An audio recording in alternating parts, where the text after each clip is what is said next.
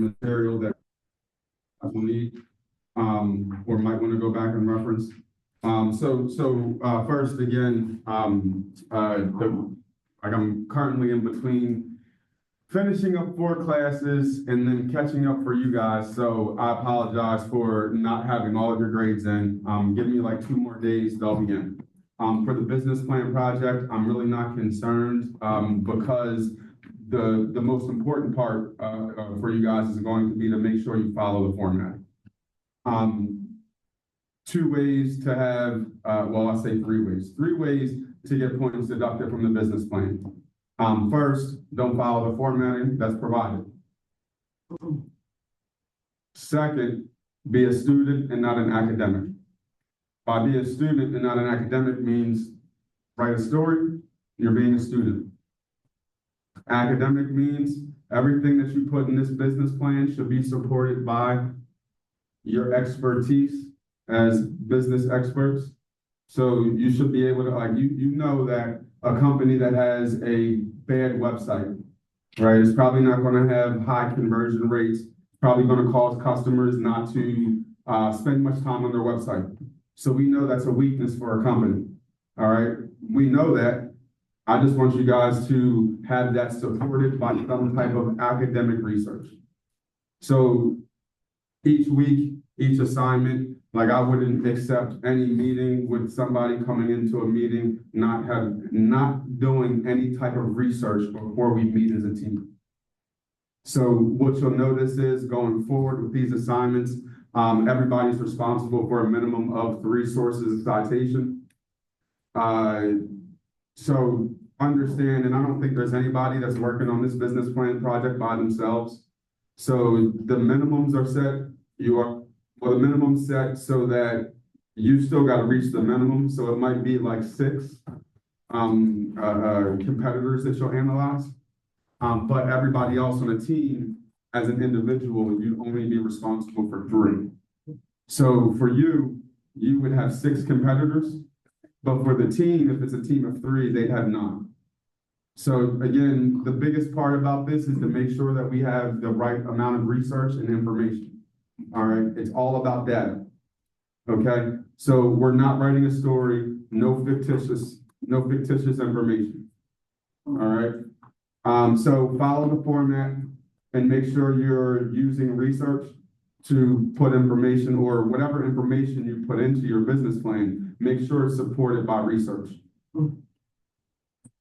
So when you say statement of contribution, what do you mean by that? Statement of contribution is, there should be a document in getting started that talks about the learning team submissions.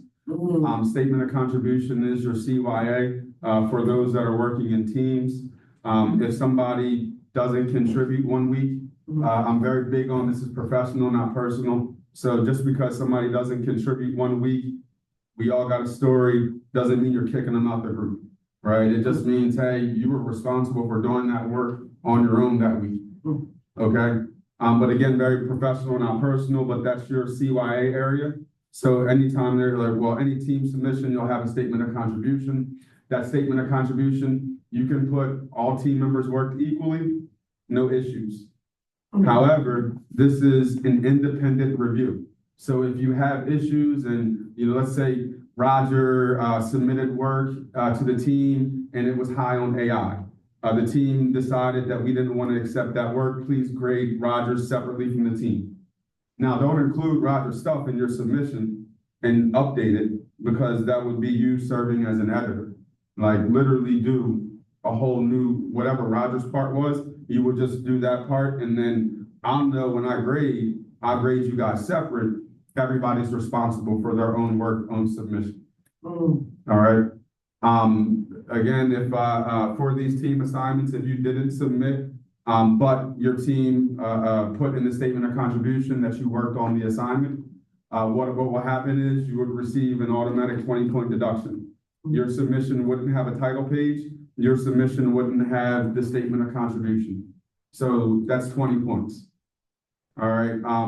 My assumption would be, and usually it always works out this way, like the person that doesn't submit typically is the person that probably procrastinates with team stuff. right? So 20 points is harsh, but there's a method to my madness, all right? What happened in the beginning was or typically in group assignments, one person's responsible for submissions, and then that person, if somebody sends that submission 5 minutes before class starts or before the upload is due, whoever's putting stuff together is responsible. All right. I was getting a lot of stress from this side, from people that were being held accountable for a lack of accountability.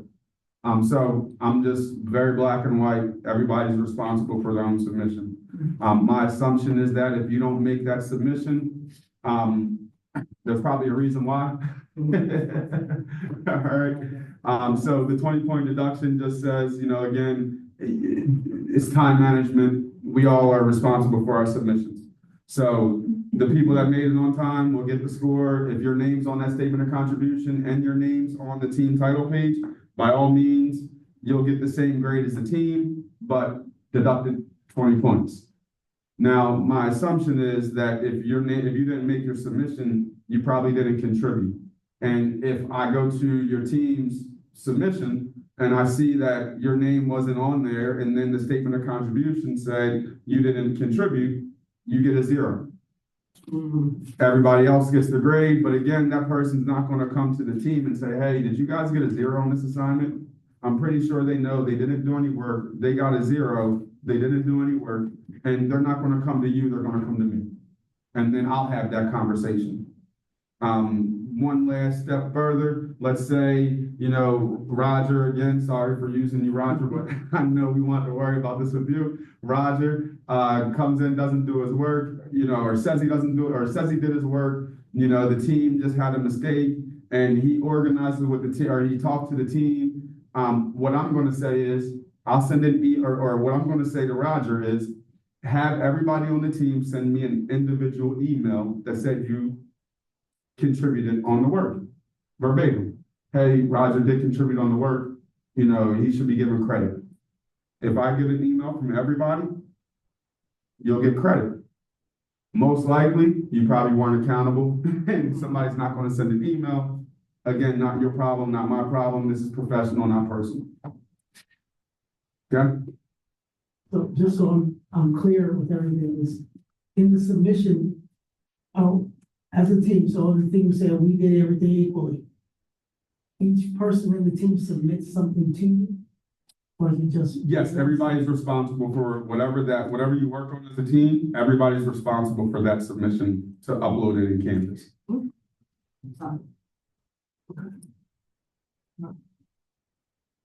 Yeah, I'll talk to you after class about that. And again, this is why the instructions are so key, because I know it's a lot, but what happens is when we leave out of this classroom, the only thing I can really make sure that we're on the same page is to make sure I'm reviewing, I read the instructions, what's in the instructions. Hands down, every week, you're responsible for your own submissions. I know I said that before Thanksgiving break, and that's going to be consistent just going forward, period. All right, but again, there's a reason behind it, more so to reduce some of your stress, especially for students that might not be as accountable or contribute as you expect or anticipate.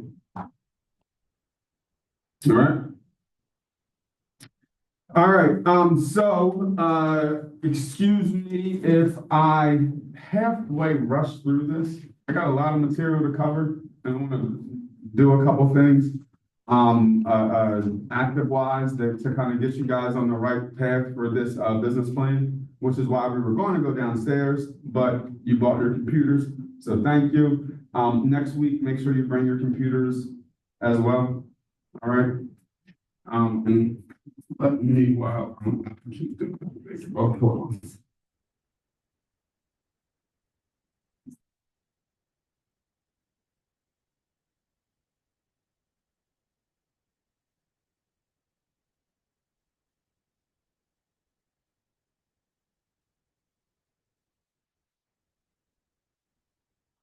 And I have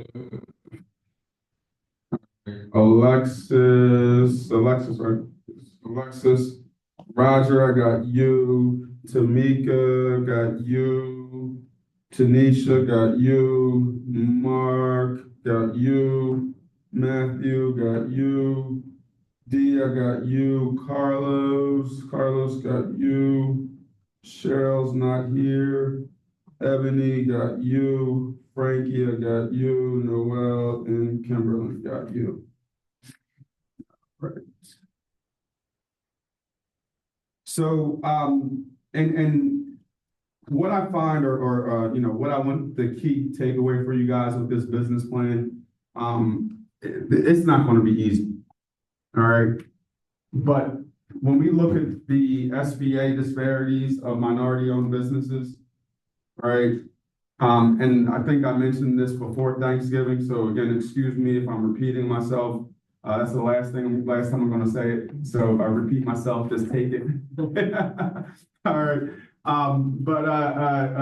If it's difficult for you guys being the talented 10th of the minority community, right? You're talking about 10% of population has a college degree. So 10% of the 70,000 African Americans here in Austin have a college degree. So you're talking about 7,000 people. 10% of the 370,000 Latinos here have a college degree, 37,000. 470,000 Caucasians have a college degree, so you're talking about 47,000. You don't need a business degree to start a business plan or to start up a business. But there is information that you need to put together to properly grow your business, more realistically scale your business for growth. And then most importantly is to get access to funding. As you guys have read with the SBA article, right? One of the challenges for these disparities experienced with minority-owned businesses is because of lack of financing. When you look at financing, a financial institution will loan a business. So prior to the Great Recession, there was during the Great Recession, probably around 2010, I think, there was something implemented called the Dodd-Frank Act. Dodd-Frank, D-O-D-D-F-R-A-N-K, Dodd-Frank. Basically what its purpose was to prevent another financial cripple. But the problem with this, basically during that 2006, 2008 Great Recession, we all said, well, I didn't know I had to pay that money back. So we get these credit cards and we have this credit card debt, and then we say, oh, I didn't know I had to pay that back. And we file for bankruptcy. And, you know, as you guys know, during that time frame, there was high credit card debt. High credit card debt turned into the individuals that had the variable rate mortgages. The mortgages, you know, you have $250,000 homes that people were paying $900 a month for. And then the interest rate prime went up during the Great Recession, and people's payments started to like double and triple, and they no longer could afford it. They ended up, again, I didn't know I had to pay that money. I didn't know that the interest rate in my payment would vary, would change with this variable rate mortgage. So basically how that impacted business owners. And I'll speak on it on one side. If you guys remember before 2008, what happened with your financial institution, if you had a credit card, what happened around October and November before 2008? Like this was like clockwork every year. October and November, the financial institution is going to send you a notification saying what? You're talking about credit card, right? Yeah, they give you a big. Previous to 2008, you got an automatic increase for your credit always around this holiday time, and we were spending it. They ain't giving that credit out that easy now, and it's because of Dodd-Frank. Okay. It required, one of the things you'll notice on your financial institution, your banking statements, there's that one block that says if you continue to pay the minimum amount of your credit card, it will take X amount of time to pay this debt off. That was one of the biggest updates. So basically, Dodd-Frank made sure that the financial institution made sure you guys knew how much money you were borrowing, the interest, how much it was gonna cost, the time, like you had to know more information. So for financial institutions, this actually crippled a lot of small financial institutions because on one side, if you didn't comply, it was like a $25,000 fine per financial institution. But on the other side, you had to update your statements and you had to produce more paperwork.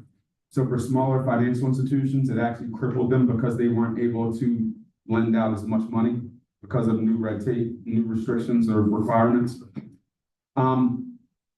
If you guys have ever been to a real estate seminar, anybody ever been to a real estate seminar, let's say pre-2010? Anybody been to one pre-2010? At the real estate seminars pre-2010, what do they tell you to do?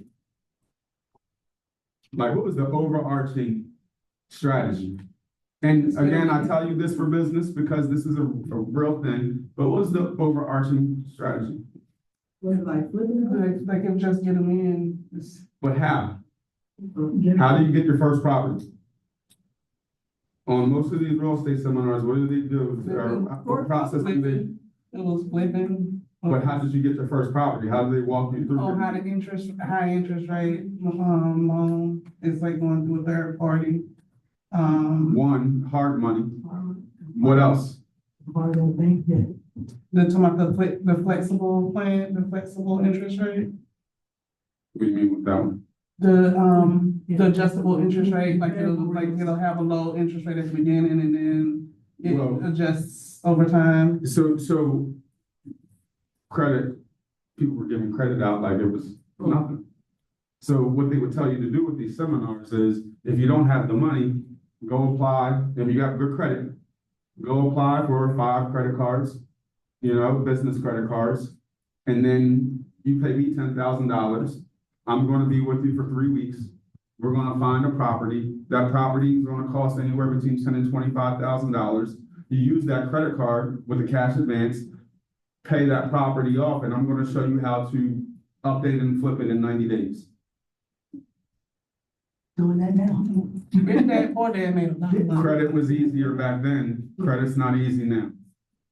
Right? So you got to have the right structure and portfolio. So financial institutions look at you as an investment, right?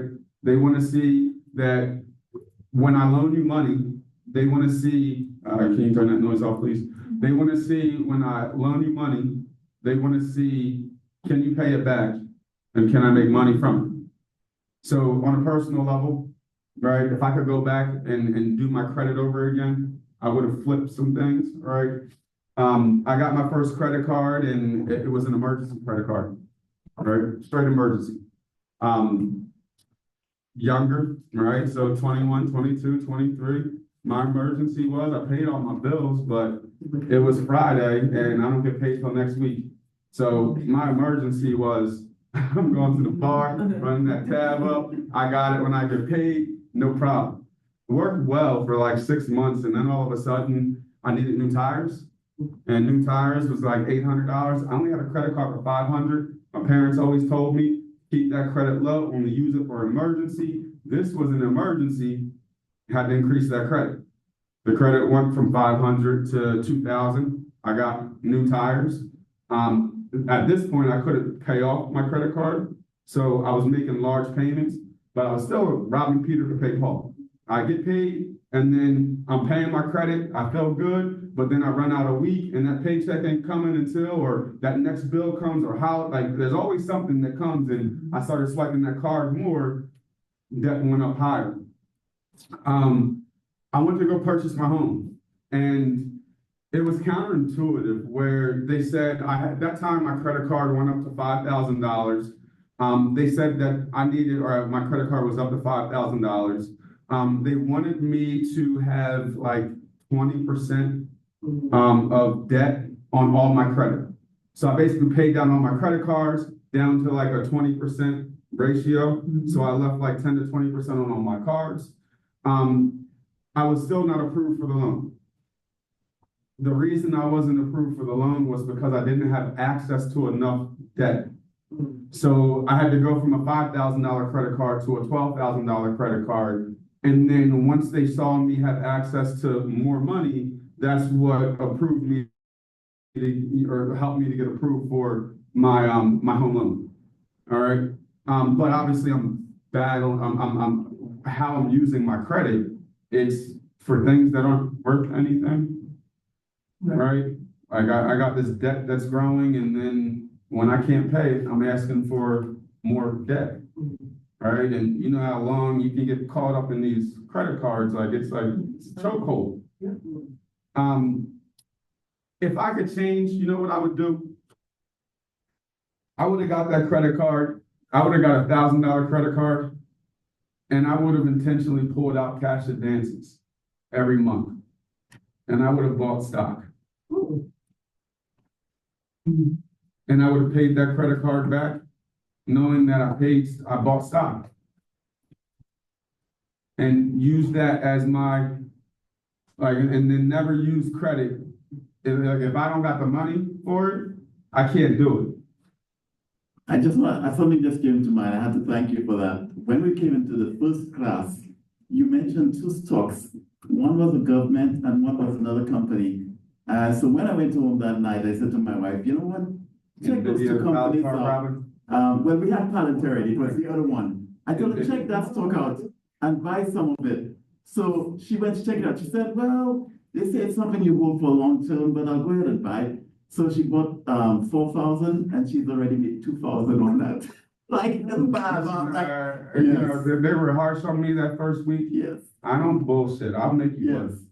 I'll make you money. This class here is my bread and butter. I will show you how to get access to the money you need to truly have the business you want. Why did you buy 8? You should have taken 8,000. I have a student that made 8,000.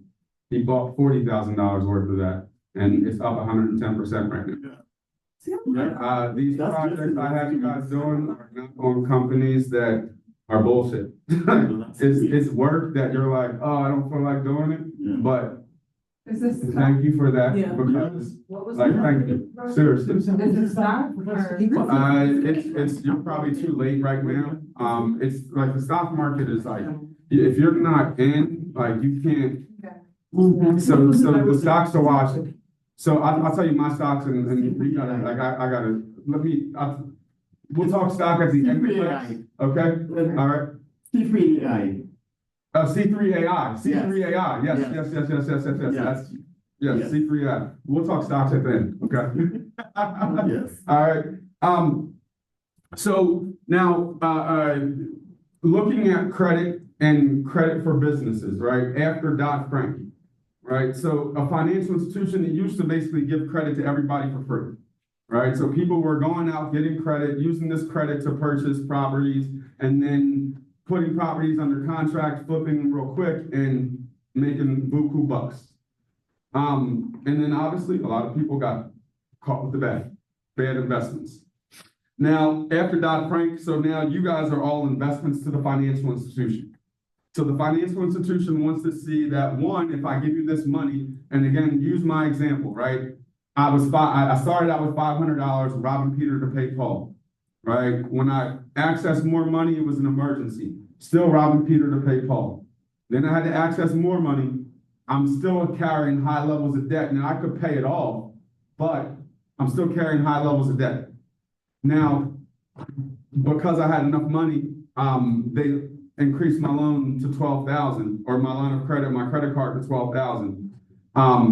But I had the right portfolio set up for that to be done. All right. Now, financial institutions look at you as an investment. So can you not only make payments on this debt, but can you pay off this debt?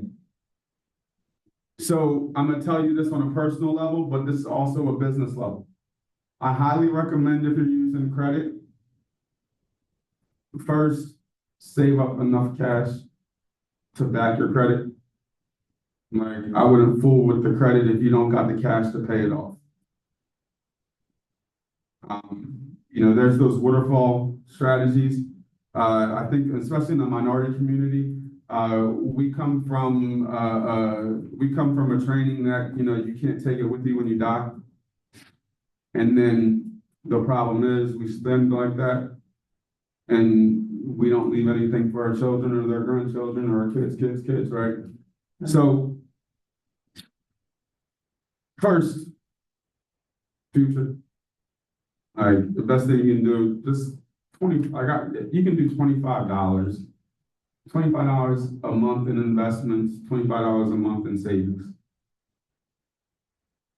If you're in debt, $25 in cash to cover my credit. And then waterfall your payments to get rid of your credit, but always have cash to cover your credit. And the reason you want to do that is because you always want to get access to capital. The financial institution will not, pre-2008, you're at 10,000, you need more credit. They won't just increase your credit. They're going to look at your portfolio, and if your credit history shows that you've never paid off $10,000, they're not going to approve you for $10,000. So again, why this matters is because the average house is like 300,000. 305,000 is the average house in the United States of America. You have to make $150,000 a year to live comfortably or to be comfortably able to afford a home with making 20% down payment on that home.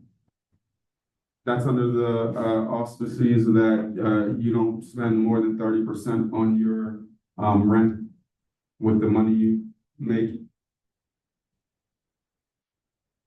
which with inflation, taxes, everybody's figuring out a whole bunch of new stuff. But financial institutions aren't giving money easily. But you can set up a portfolio, or you can set up your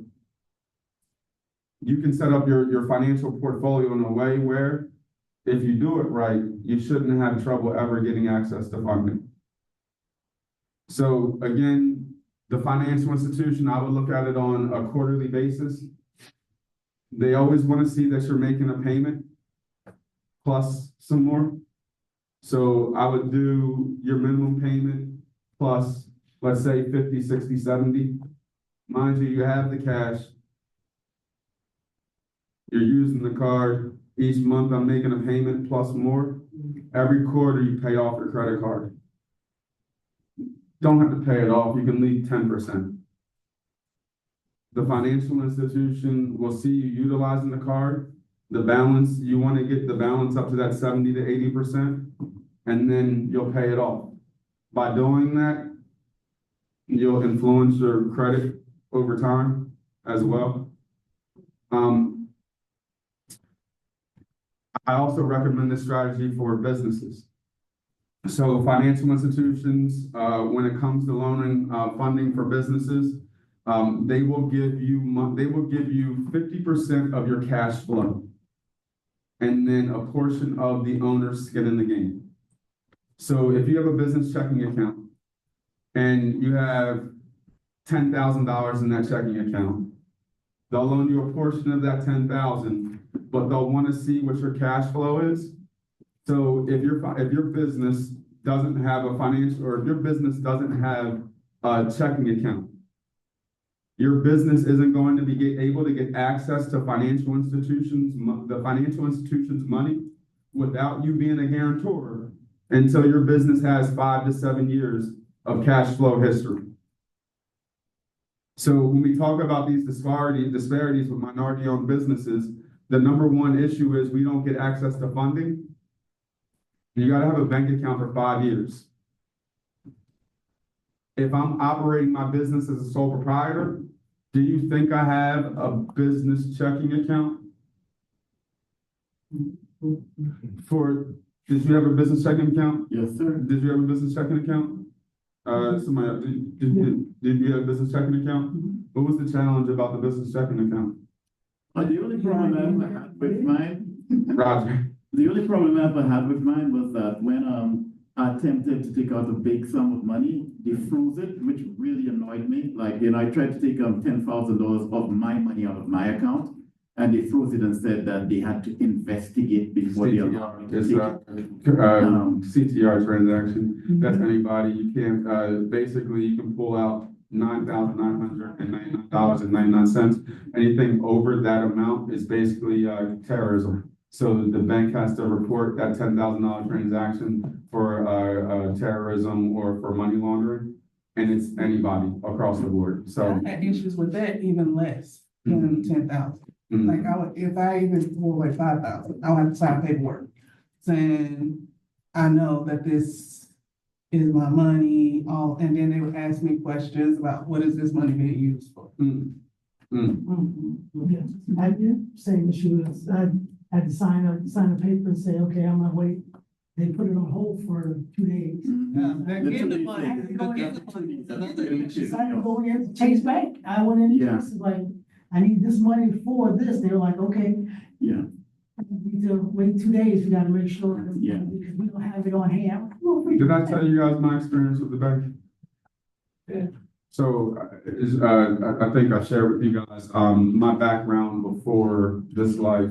I worked for a credit union in IT for about 7, 8 years. I automated my job, so like I was the system support. So if a transaction didn't post right, if interest didn't charge right, you called me. I started off, when I graduated college, I was a teller for like 6 months. From 14 to 21, I was in the food industry. So I was like a cook from 16 to 21, 22. And then from there, I got into the financial industry. Like my first internship was actually at a credit union. I got fired from it or let go. And then I ended up getting hired at a credit union. I was a teller for 6 months, got into the IT department, and I was on the system side for 7, 8 years. So also some of this information I'm giving you is because I'm the guy that they called that actually knows the system on top, not just the business expert, like I know the system. So I've actually had to report Wells Fargo 2 times for racial profiling, which this becomes the problem for minorities going in financial institutions. And I find this issue with most minority people. Like, I find that African Americans are my biggest gatekeeper when I come into a financial institution, but they don't know that I'm the guy you call when shit doesn't work, or I was the guy you call when shit doesn't work. I know I know the whole process. Like, I've set up new branches. Like I know the whole process. So if you guys I guess when I was born, my dad bought like this bond for like $100, and like again, like the late 70s, early 80s, it was like this bond, and you're supposed to get all that. It's supposed to like increase in value, and like so everybody bought these bonds, right? I believe, right? I moved here and I had this bond, and I like never cashed it. Like it was like my little like piece of America, or whatever. I think before COVID, they ended up doing something saying how like there's all these bonds, and there was like $1 trillion in bonds that weren't cashed, and they were all like they were past maturity, so they weren't even going to be worth more money. So I just went along to the financial institution and said, let me go ahead and cash it. Really, I didn't want like the government to be like, hey, there's $1 trillion, this is expired, you don't get your money no more. So let me get my money now, all right? So I go to the financial institution, and it was an Indian guy, and he's looking at this damn bond, and he's like, has no idea what to do. He calls over, I assume a manager or maybe a senior teller, Black woman, and she looks at this thing, and she's like, I'm sorry, we can't cash this. And I'm like, I don't understand why. Like, it's, like, this is, she's like, yeah, but, we don't have anything in our system to cash it. Now, mind you, I know that the financial institution can cash anything. They just put it on a hold. And, if it's a certain amount of money, it has to be more than a certain amount of days. Like, if it's like, depending on the check, and like, there's like constraints to it, but like, it was for the process, or it was because when you would put a check into the system, there would be somebody that would actually pick up the checks. Those checks would be sent to like delivered to the processing center and had to be manually processed. Now, most financial institutions, the Fed is all electronic. So these checks should be right away and the funds should be cleared within like a 24 to 48-hour period. So like there should be no reason that somebody's putting a 48-hour hold on your check anymore at this point. But it's CYA for the individual, because if I take as a teller a bad check, it should like it basically I get written up for it. So PTSD, I want to keep this job, but also gatekeeper. I see people come in and I'm like, look, I know you don't got your money right or something ain't right about this, and they become gatekeepers against their own people. So this woman tells me I can't cash a check, and the Indian guy goes, well, or the bond, he goes, well, if you just go on the back of it and look at the website, usually the website will tell you how to cash it.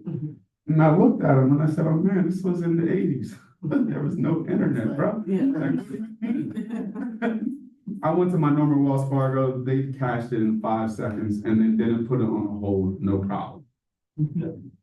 Went back to that same Wells Fargo, a lady had actually hit me and she wrote me a check in the parking lot. She gave me like a $250 check. She dented my car out. She didn't want like a police report. Cool, no problem. I took that check right to the bank. The financial institution was in Grapevine, Texas, and it was a credit union. So, black woman looks at the check.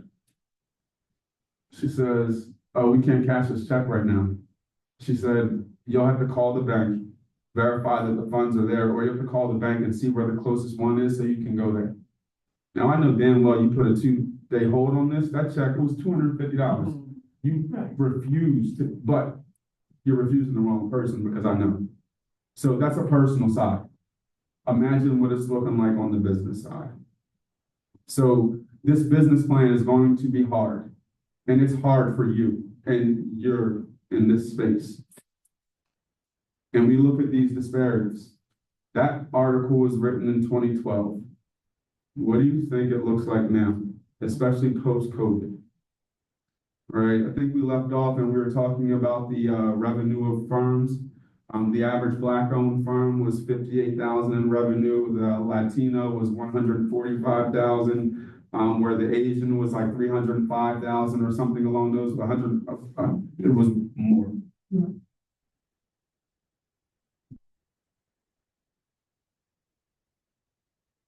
We left off there, but that was revenue. I'm sure you guys make more than, I'm just gonna say, I hope you guys make more than 40,000 a year. And if not, you're gonna make more than 40,000 a year if you go to these networking events. So realistically, you guys should be making 60 and more. So like 60 and more is take home, vacation, and all that stuff. 58 in revenue is I don't get no days off. If I don't show up, I don't eat. 145,000 in revenue. That still ain't enough. All right. And when you think about this, if your business only makes 58,000 a year in revenue, how much money am I really going to loan you? If your business only makes 58,000 a year in revenue, you're probably dying because you're struggling to maintain clients and you don't know how to innovate your business. And ultimately, if you can't get clients, I'm not going to lend you my money, because once I lend that money, if something goes wrong, it's a business. You don't give a shit about that business. All right, this is the 4 C's that financial institutions look for: the character, your credit, collateral, and character, credit, collateral, and I forget the 4th C. But because they know if I loan this person, like, so you go to a financial institution as a business owner, they're going to want your business plan. They're going to want to know your statement of cash flows, and they're going to want to see your projected accounting statements and your projections. Again, in this class, if it's hard for you guys to write a business plan, what do you think it is for the rest of the 90% that doesn't have a college degree? Going back to the financial institution, you gotta have a business plan. So this is also what happens for a lot of minorities.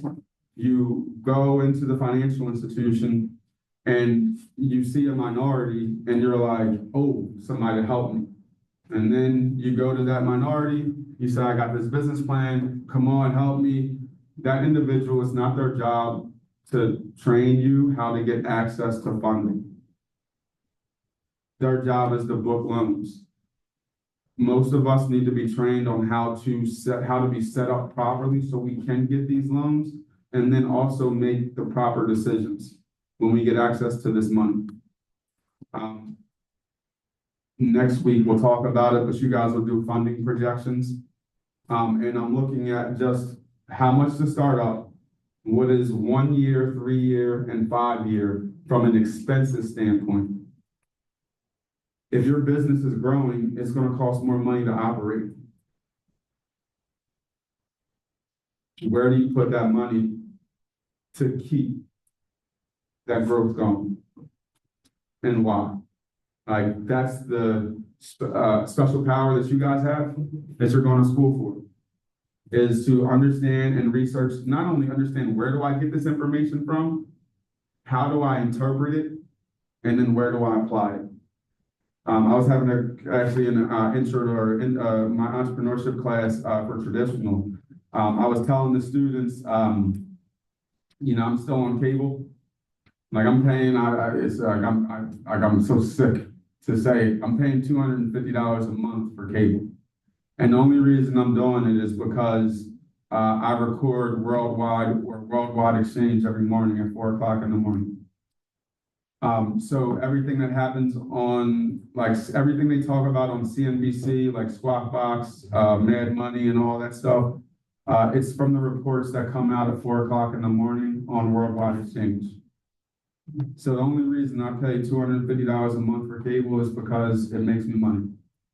One morning, 2 months ago, I woke up 4 o'clock, maybe 3:30 in the morning. I do my devotion, and then I turn on Worldwide Exchange. I drink my coffee and I watch what's going on. Qualcomm had just reported their earnings and they crushed it. It was 4 o'clock in the morning, 4:30 in the morning. The market don't open until 8. I said, you know what? It was like $60 a share or something like that. So I bought 5 shares. 2 weeks later, that thing went to $130 a share. I sold it, all of it, because I didn't want to stay in the company. And I've been trying to get into Facebook. Like Facebook, like a year and a half ago, did a split. So a share of Facebook, like 2 years ago, was like $1,200. And then they did a 7-to-1 split, and a share of Facebook was like 115. So 2 years ago, you could have got a share of Facebook for $115, $100. You could have got a share of Google for $100. You could have got a share of Apple for $100. You could have got a share of Palantir, was like $5 back then.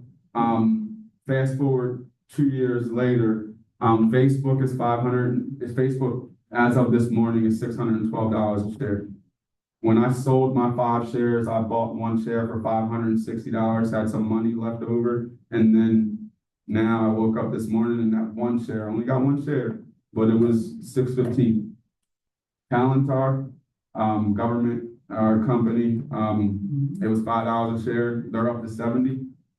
I got in when it was like $30 a share. But you can't, like, you gotta know when to get in. And again, your superpower, and even why this class is even harder for you guys, is where do you find the data that is actually, like, you trust? Like, as a business owner or a business leader, you have to make decisions. What are you making your decision off of? In management, you have people that are really good at their job, but they're not good at leading people. So they make decisions based off of what always worked. And we know the market is always changing. This VUCA, right? There's always a shift. There's always a social factor, government factor.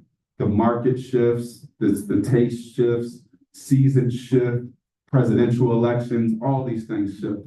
So you gotta know what's going on at any given time and how to make the proper decision. The information thank you, Roger. I got that on record. I'm not playing. My goal is to make y'all money and put y'all in better positions in corporate America. And if I can be the referral or the source, by all means, that's what I'm here for.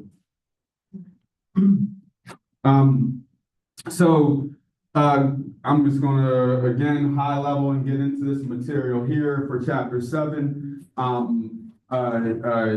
Chapter 7 is talking about the pathways to new ventures for entrepreneurs. Again, I'm gonna high level this because we're working on our own business plan. Again, with your business plans, you have not started this business plan up. You're not putting any money towards it. Don't sit here and say, me, Frankie, and Mac, we're all going to start up this company for X, and we all put together $50,000 to start the company. Now, prayerfully, that's something that's true, but I'm going to consider it fictitious in this class. All right. The only thing that you would say that's fictitious is going to be in your personal bio, and that's you saying that you graduated. All right, or sell yourself up. I'm very big in set your stake in the ground and claim it. When you guys present, everybody will read their bio, but everybody will read their bio. Okay. When we go back in, since we submitted that information that goes in, can we update it? No, it's closed. Once it goes in there, it's closed. But so the way that the grading goes, you have individual, you have team, you have your finals, right? So your individual is 25% of your grade or 20%.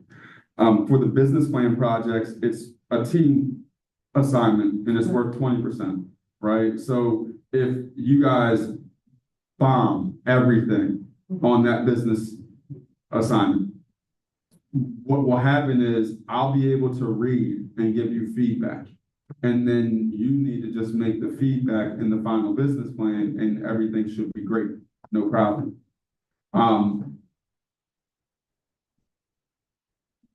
Yeah, so. Well, no, I was just saying, even as we read like our bios. Yeah. Or something like that, like in my bio, I inadvertently left out the fact that I already am a founder and CEO of a business, currently running business. I left that out. Mm-hmm. I think it was. That one's like, it's more for that, set the stake in the ground and claim it. So this is a business you haven't started. And for this one, you guys are the CEO, COO, CTO, you're the executive. So set your stake in the ground as like, I'm the CEO of this company and this is my expertise and how I'm going to grow the business.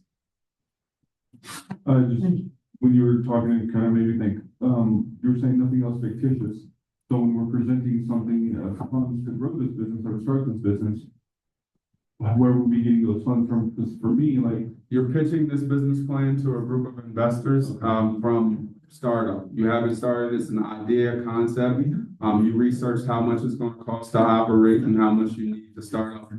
So the week 5, we're pitching to each other, but everybody is looking with the cap on as if you're an investor. Okay, so it's all about the way I was looking at it too with our group. Well, let me stop here with these questions because I am going to get into the business plan one. Like my next chapter will go into that. And then Matt, because I want you guys to have time to work on it in class. So why I'm stopping you for this question is I'm going to literally review this, but like probably talking about like 8 o'clock, 8:15. So I don't want to get too granular into these questions. And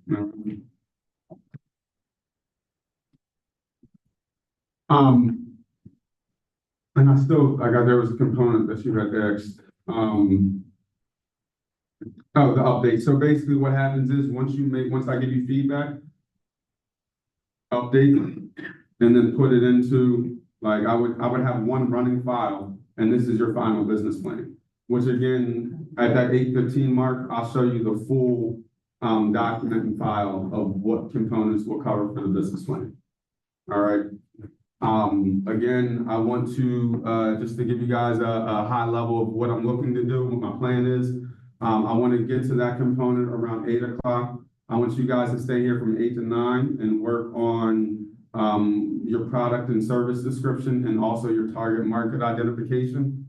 I'll give some direction on that. But again, we're getting more into the functional part of putting the business plan in. Right now, I'm just painting the picture of the outside environment.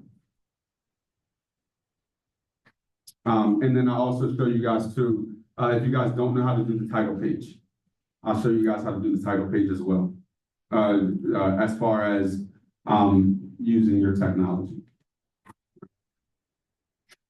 So when you look at different ventures, right, and what we did last week, well, before we came back, you guys did the hedgehog concept exercise. I had planned on reading those before coming in here, but like I said, I've been in a chokehold with all these papers that I've been reading. And when I got to campus, I was in like an hour-long conversation with students and all that. So I got pushed back. Either way, I'm a firm believer that you learn a high earning skill set, save up and invest your money so that then you can leave your job and start whatever business you want to start. What happens, especially Black and brown community, we end up going into corporate America. We work our way up. We're more talented than the people managing us. And then it becomes frustrating because there is no growth. And if you really think about trying to grow in another company, the likelihood of you getting that opportunity, at least right away, isn't high. So people tend to say, I'm going to leave this job and start my own business. Like, I'm working way hard here for somebody and I'm getting restricted. I don't have my own control. Let me just jump out and do it on my own. The problem with that is once you leave that job, your bills still need to be paid. You can't run your business and pay your bills at the same time. 1 month, you're going to be paying your bills. The other month, you're going to be investing in your business. That business makes money, and all the money that you make from that business goes back into paying or catching up on your bills. So again, you can't run your business and pay your bills without a full-time job or some type of income. All right. This is also that thing when we talk about, you get some entrepreneurs that, and I'd say you get entrepreneurs that start these nonprofits and they feel they're all happy about the nonprofit they're doing and like they seem to be doing pretty well. You never know where they're getting their money from and how their life is being supported, right? We talked about this week one, like Steve Jobs started up, Apple in his parents' garage. I tried to start a couple businesses in my parents' garage. My dad told me really quick, you better get your own house. Cultural differences, right? But reality, right? The Donald Trump, he built his $1 million, $1 billion real estate empire, but his dad gave him $1 million loan. Be cautious of these entrepreneurs and for just understanding how are the bills paid. I guarantee you, especially if they're running a nonprofit, that nonprofit's not paying them. So they live a life probably with no bills or minimum bills, low overhead and so forth. I guarantee it. Guarantee it.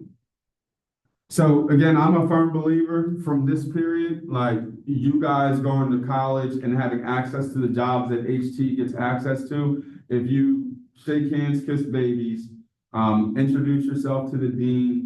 The dean of the School of Business, his office is right there. He's usually here until about like 6:15. I come here an hour early and just have a conversation with him. He tries to place ADP students in job positions, but typically you guys don't want the pay cut, although the opportunity has more expansion for growth. So you guys typically want more pay, not the opportunity. He has a lot of opportunity that can give you access to more growth, which again, I'm a firm believer in. learn a high earning skill set, save, invest, become your own investor, and then leave your job to start your business. Or you don't even have to leave your job. You just become the investor. You can do all this studying and all this data research and then pay somebody to make the decision, to make sure things are executed in the proper way. You did the research, you got access to the money to make sure it's managed. So when we look at ventures, you can create a new venture, you can acquire an existing venture, or you can obtain a franchise. All right. I'm not going to go all in these slides. I'm going to speak high level just on these. All right. Creating a new venture. The problem is you got to start from scratch. Startup money, right? Let's think about how much it costs to start up a business. All right. Roger, how much was your food truck? How much did it cost to start up your food truck? If you could just high level. I actually bought it $50,000 as a running business. As a running business. So what did that come with? It came with the all the equipment, fully thing. Truck, With equipment. the name, so the company name, website. I got access to the store as well. He gave me access to supplies. Supplies. That's it. So $50,000 for the company name and supplies, basically.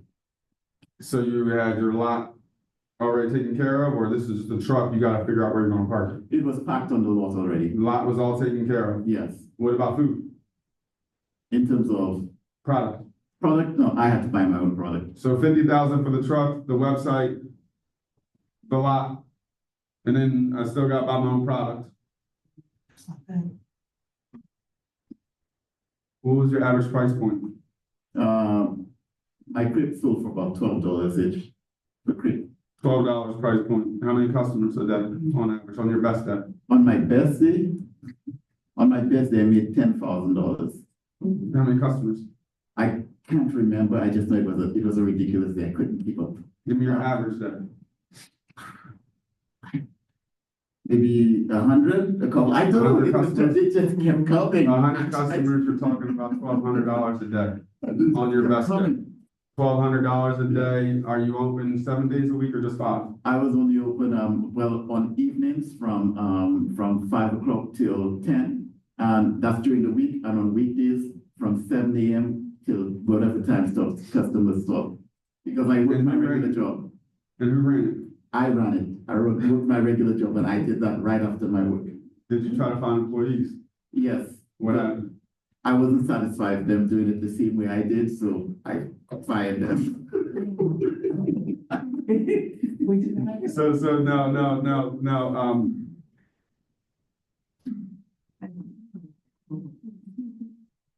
I went from How much did your business pay you an hour? not enough. I eventually folded. I mean, just how much does your business pay you an hour? If you could. An hour Yeah. was maybe $80. That's crippling the shit out of the business, but damn. Right? $80, like think about this, 50,000 for the truck, I gotta buy the food. I gotta have customer management, I need somebody to run cashier. I'm working another job. There's opportunity cost, the value of your time is very important to assess and analyze. Like, this is one of those things, like I put a number, like, so if you're like, I put a number on my time, right? If my time is valued at $200 an hour, if I can't do this in under 3 hours at $600, then I can look and go out and have somebody else do it. Yeah. If it's going to take me 3 months, I'd rather pay the money for it and get it taken care of, no problem.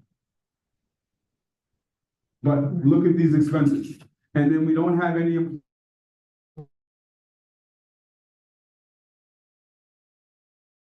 coming, and then still got to make sure the orders are made, still got to make sure the website's right, still like all this stuff is going on, and like somebody's got to balance the books.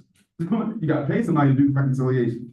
Like all this, it's expenses.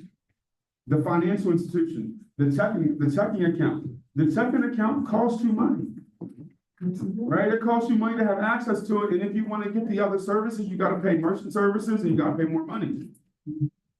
And some of those merchant services, you need them, but do I need to really pay that amount of money every month if I'm a smaller business that has less transactions? Like it costs money to make money. So creating the new venture, my problem with it is, on average, it's going to cost you about $50,000 to $150,000 to start up a business. The government, remember, you have a social security number, a business has an EIN, all right? This just tells the government, how do I tax you? Do I tax you as a sole proprietor, social security number, or do I tax you as an employer, EIN, employer identification number, all right? EINs get access to more write-offs. People that had filed taxes just with social security numbers, we spend, we consume, so there is no write-off unless we don't spend. You get taxed for the money you don't use. You get taxed for the money you don't use. This is why Donald Trump said, I get taxed less than my admin assistant, and it's because I'm smart. So I'll say it one more time. You get taxed for the money that you don't use. This stuff is counterintuitive. You want to spend your money in certain situations in certain ways so you can get access to write-off. So ultimately, your taxable rate is as low as possible. And there are so many loopholes, you can do it legally. This is why a lot of people, when Biden came into office, they pushed together like a $4 billion investment into the tax assessors. They needed more people to do taxes. All right. So what happens is you get these individuals that make a lot of money and then they start up a business. Anybody know the benefit of starting up a business and making Tax write-off? You get write-offs. how much? Depends on how much. You know what, the What you write-off write is like 27%. So for business startups, and this was probably as of 2 or 3 years ago, tax code might have changed, but as of 2 or 3 years ago, you could write off $50,000 a year for up to 3 years.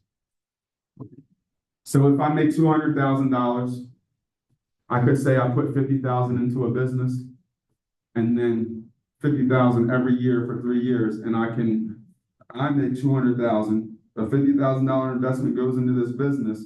Now I got a write-off for $50,000. My income of $200,000, my taxable income of $200,000 just dropped to $150,000.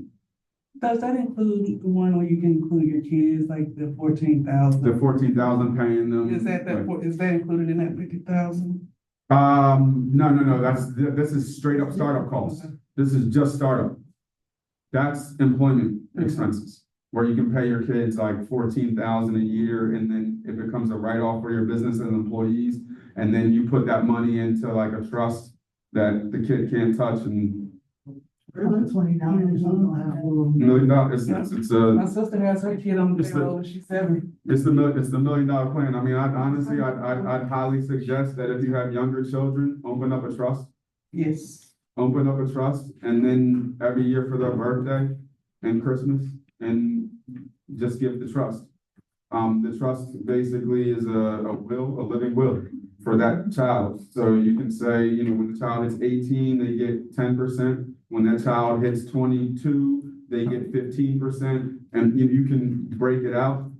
But what happens is you have, and again, why this stuff is all important and about entrepreneurship and business ownership is because when you make this revenue and this profit and this money, you need to figure out where you put it.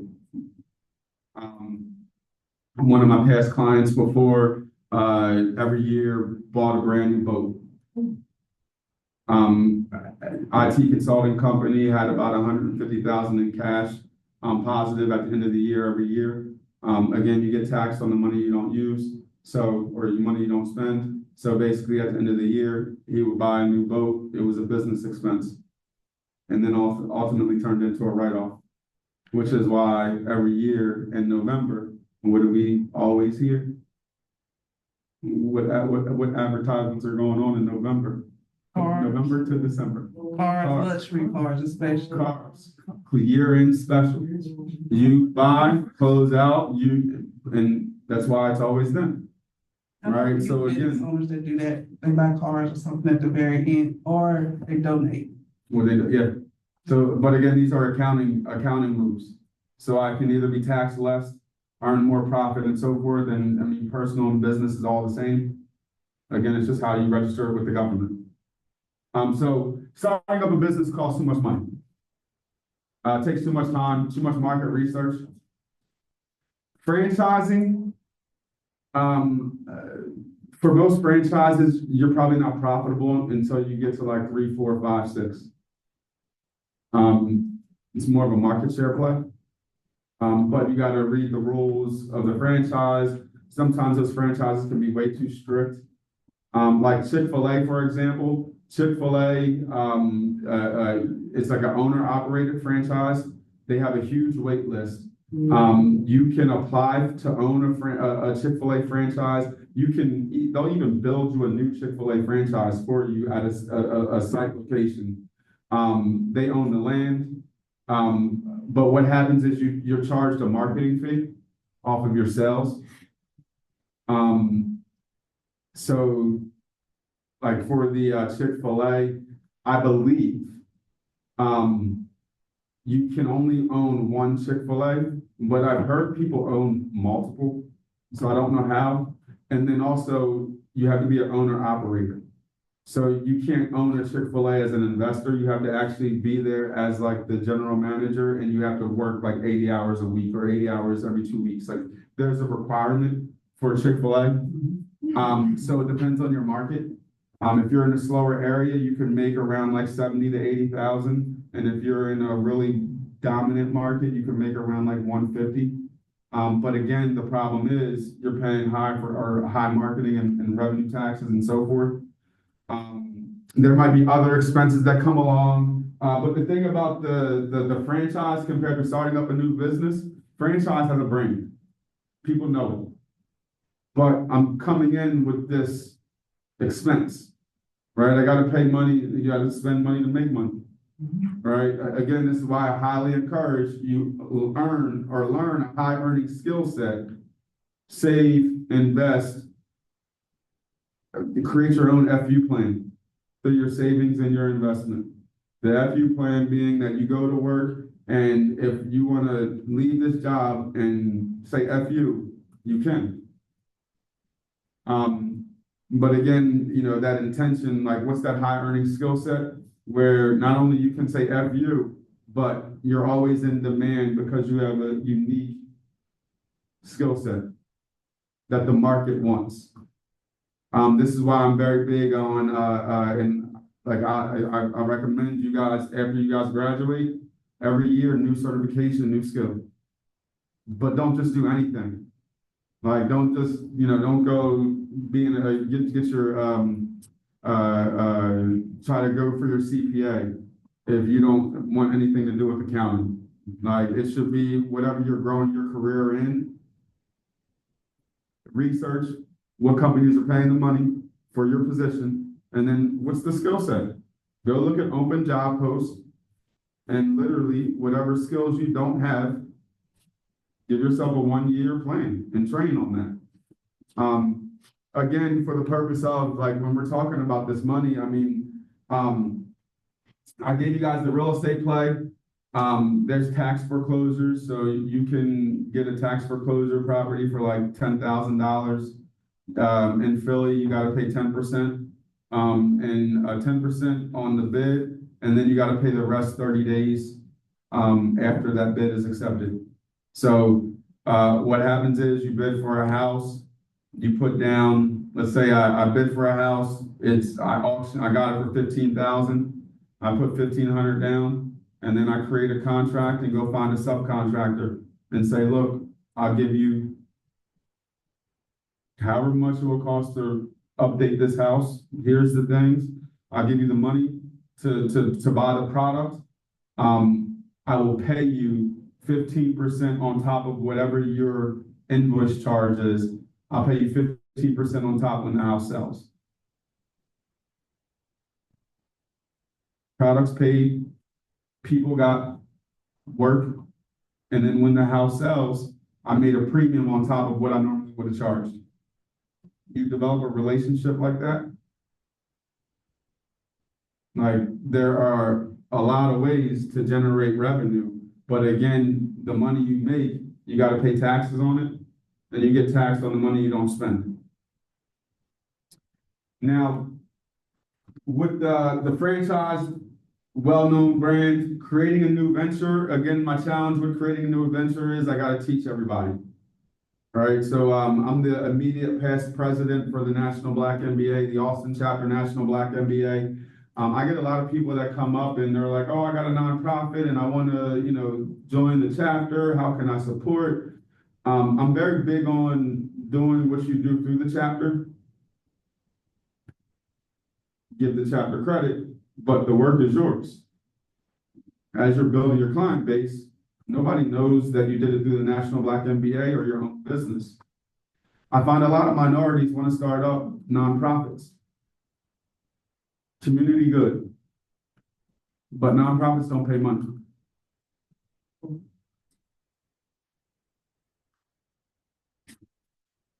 You can get access to money for nonprofits. But for what a nonprofit does, I'd argue you probably don't have to be a nonprofit. You can probably do it as a profit. As a for-profit company. If you notice the NFL, everybody has a foundation.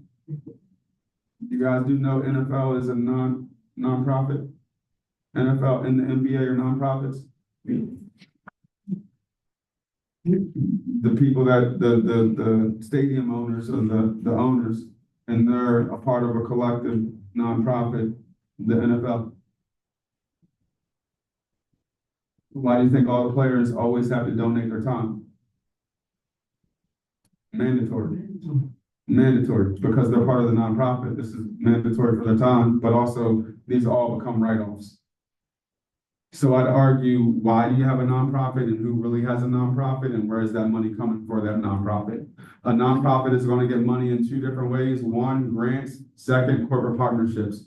Most of the money for a nonprofit is going to come from grants. If you haven't started up your nonprofit, if you have no data, if you haven't managed a budget, it's going to be hard to get access to a grant. What do you do that particularly?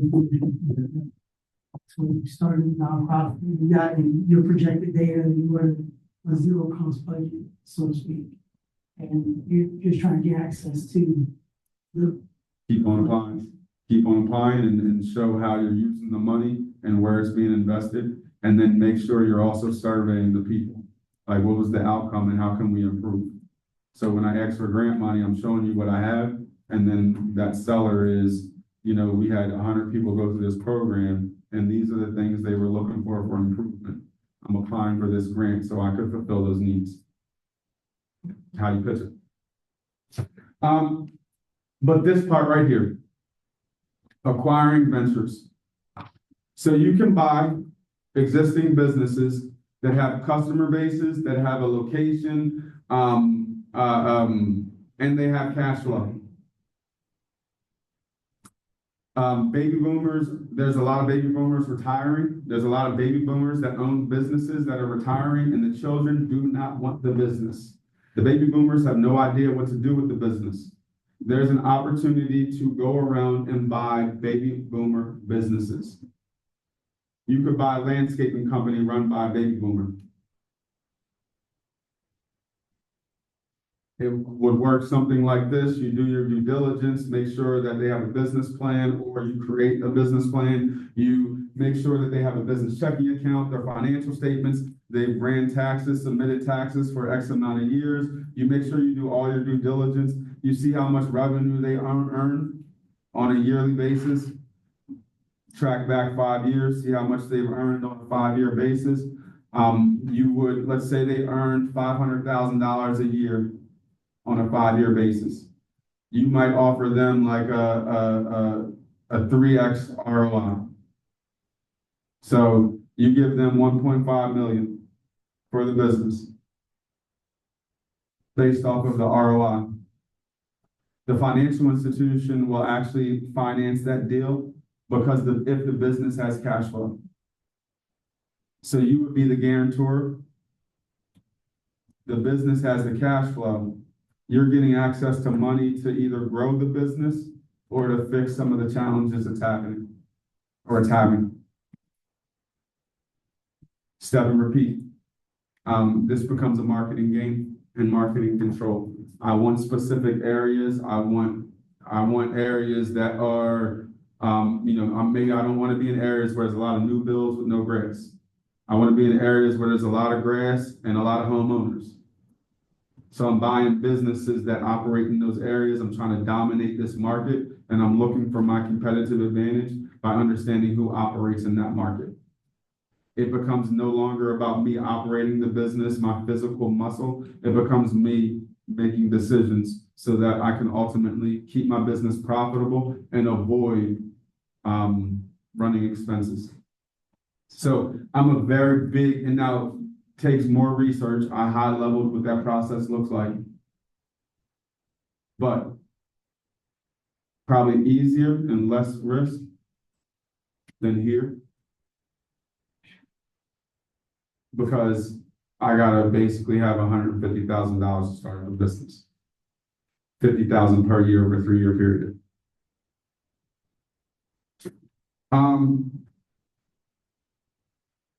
Let me make sure.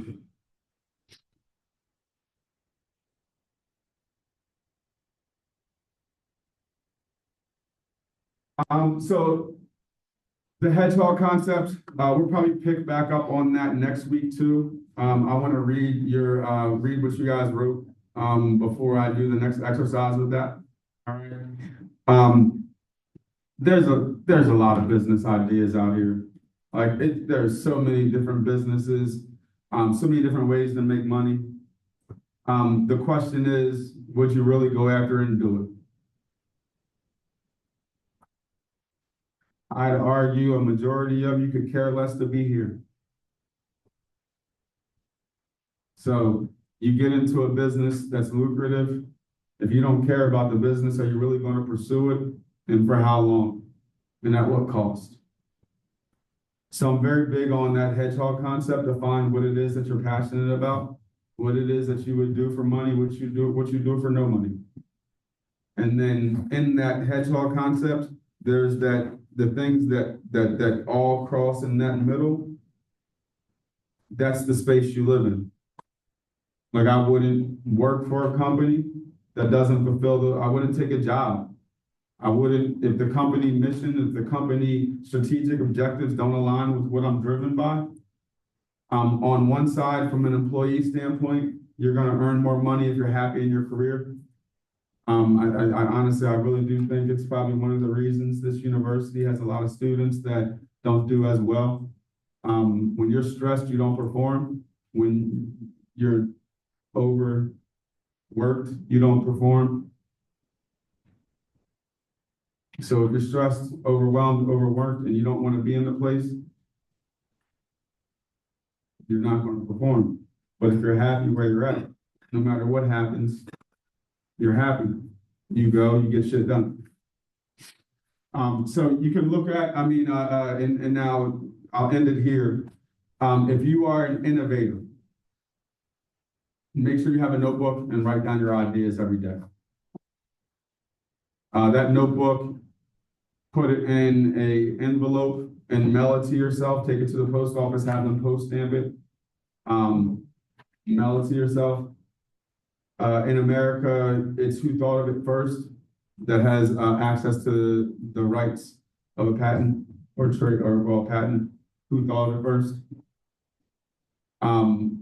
So if you mark and you can document when you came up with an idea, if anybody ever takes your idea and turns it into $1 billion industry, you got proof that you thought of it first. The problem with that is that if that's the case and the company made billions of dollars they'll probably hold everything up in litigation, so you couldn't even sue and never would see a dime of that damn money anyway. So I say that to say, one, document your ideas, but don't feel like you gotta protect them.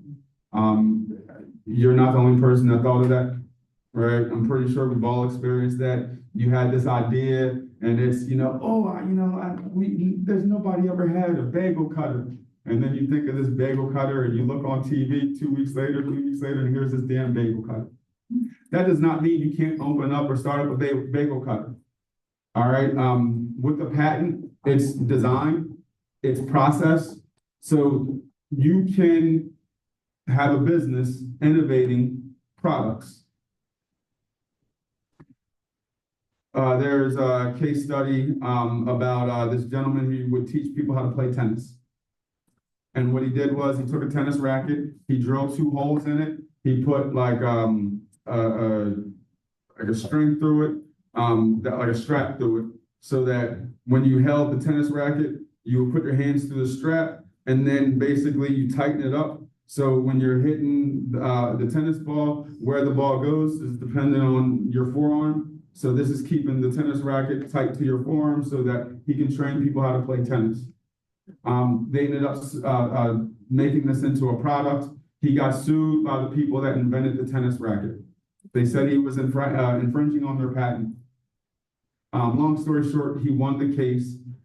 He improved the process. It was a process patent, not a utilization patent. So they were arguing that he was taking the tennis racket and reselling what they already had a patent on. When he drilled 2 holes and then it was used for the purpose of training, he innovated what was already out there and was able to sell that product. You can imagine, especially with big companies, if you get some product that hits it big, they're going to copy everything that you do.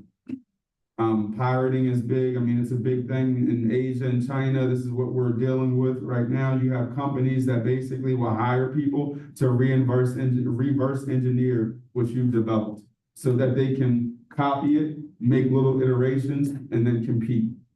The issue with Walmart. Issue with Walmart? So there are so many opportunities, but again, this is why I believe the most important part of what you're learning is being able to identify the data, the triggers, and then make the appropriate decision to protect your business and remain profitable. So there's ideas all around. I really lean more in. I suggest that you guys lean more in on what you're passionate about. What drives you? What would you do every day if nobody paid you?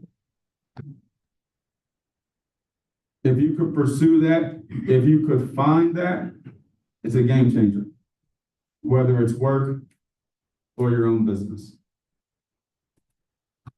So that's the challenging part again about this business plan process here. I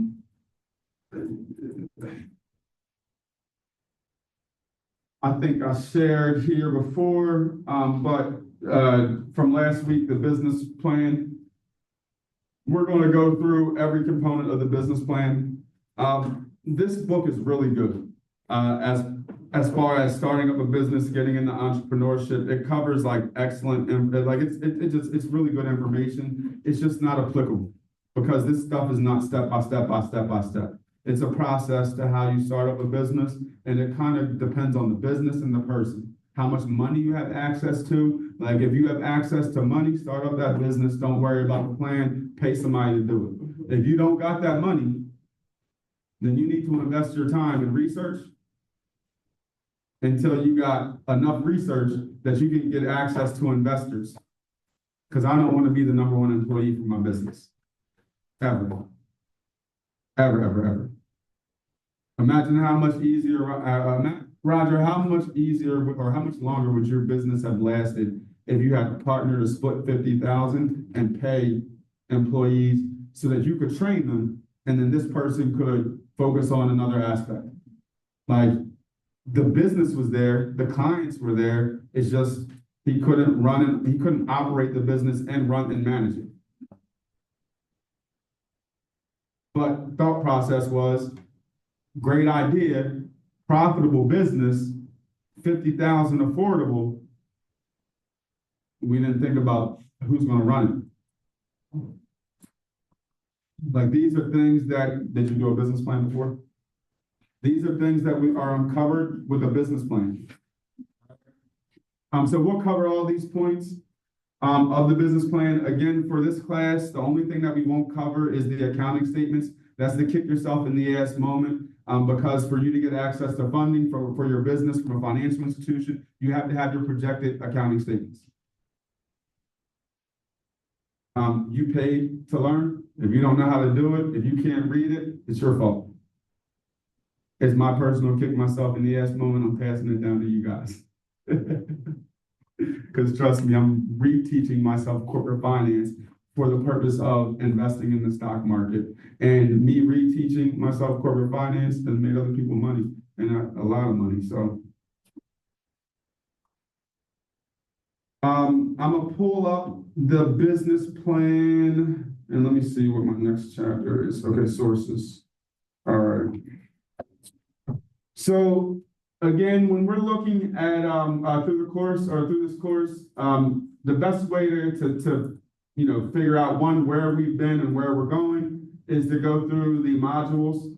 What I'll do with the modules is I'll adjust the assignments for when they were due, the weeks that they were due. But all information that you're going to need is in these modules. All right. In the week 4 module, it's in the week 5 module, which is published to you. But there's a template in the week 5 module that will tell you basically every component that you'll submit in the business plan. I will have reviewed 85% of the business plan. Matt, this is the time you want to pay attention. You can check back in now. I will have reviewed 85% of the business plan, all right? Except for the executive summary and then possibly 1 or 2 other things. Whatever I don't review and give you feedback turns into an extra credit opportunity. Okay, so you'll see, and this will be updated and customized for you guys when we get to week 4. All right, so you'll know if there's any components that we haven't completed. But on whenever this wants to open, there you go.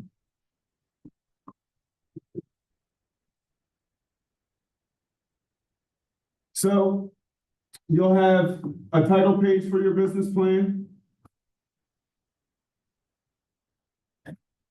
You'll have your table of contents. In the table of contents, so I won't have reviewed the executive summary. The last thing you're going to complete on your business plan is your executive summary. All right, so when you put this plan together, you should make the updates so that when I give you the feedback, and then literally copy and paste it in this final template. All right. You guys already did the mission statement, the vision statement, the business description. This week, you're working on the competitive advantage statement. You guys did the industry outlook in the business rationale document. The market analysis, you'll do that this week. The competitor SWOT this week. Organ management, you've already done. The service and product description, you'll do this week. And financial projections will be next week. So we're chunking this away piece by piece. All right. But the template's here, and what I expect your final business plan to look like, and it's going to be probably around like 30-something pages when you put everything all together. I want you guys to have like your actual resume in the appendix. So if anybody included their resume as an attachment, that was against the or not in the instructions. Include the resume as a part of your submission, because in here it's going to go into the appendix.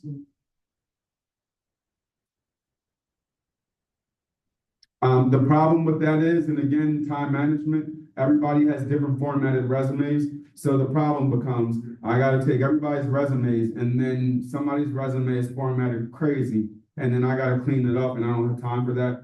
And it messes up the flow, like the consistency of the paper. So students try to attach because they don't want to go through that. time. It's in the appendix. All right.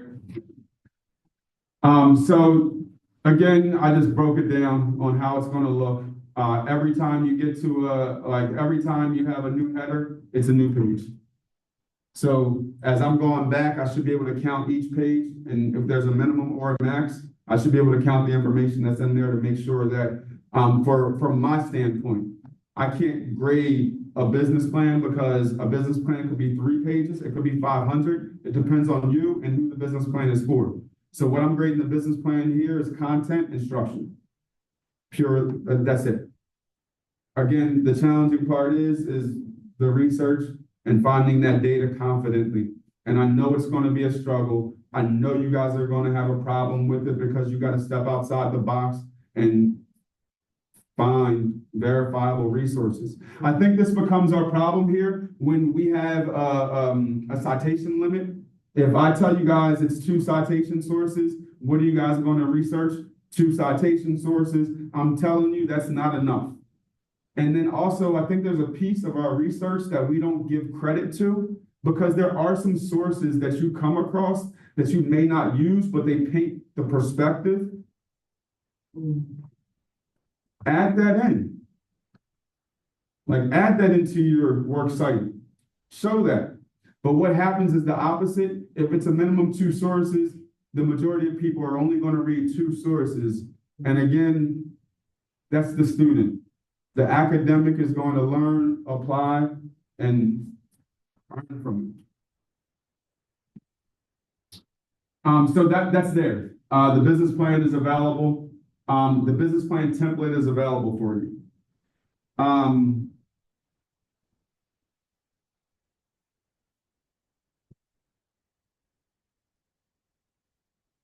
For what I'm going to do next, I'm going to actually go into chapter 8, sources of capital. But on this chapter, I'm only going to stick on one slide, and then we're going to shift into reviewing of the business plan, next week's assignment. And again, my expectation is that you guys will stay here from 8 to 9 o'clock to work on whatever component. I'm going to be right over there in my office. So if you have any questions, it's that your time to utilize that. I'll probably stay here until like 9:30. So I highly encourage that you guys stay here because this business plan, like we only got basically 2 weeks to work on this thing. And this is going to be a monster on the research side, depending on your business as well. All right. Again, I challenged you guys to choose businesses that are in the top 20 revenue generating. You guys don't know the businesses. You're not familiar with the businesses. So if you're not familiar with the businesses, you probably don't know the competitors. It's why I push back. I know there's one group I'm concerned with because I don't think there's enough competitors that you're going to find. Remember, when you're looking at competitors must be different. So if your company was a grocery store, H-E-B and Randall's are the same company. I don't need to see a competitor swap for H-E-B and Randall's. H-E-B and Sprouts, 2 different. Sprouts and Trader Joe's, the same. Do you mean same owners? I don't know what you mean by that. Target, same product. Like Trader Joe's and Sprouts are going to be fresh farm to market. Okay. Right, H-E-B and Randall's more big box.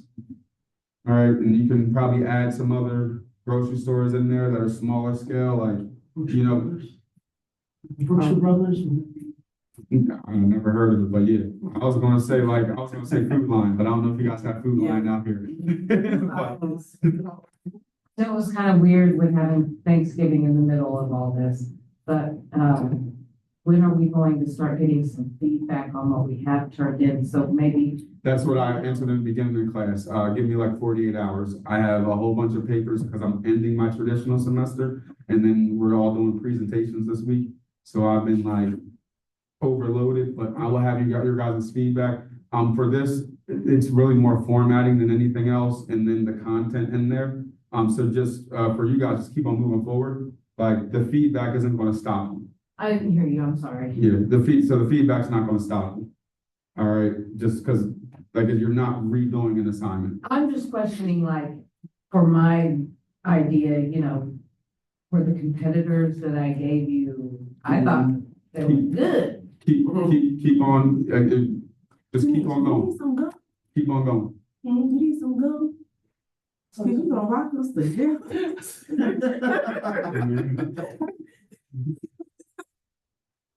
But, so, I get that feedback back, but again, for what you're doing for next week's assignments, I don't think I don't think that's gonna be a problem. But again, this feedback, I mean, it's really only, I think the only thing that you really need from me that's important is to look at the competitor analysis. But I believe, and we'll talk about that here too. So, but feedback will be here in 48 days, or 48 hours, 48 hours. My apologies, I'm just in a shifting period, closing out and trying to, and I had planned to get you guys done beforehand, but,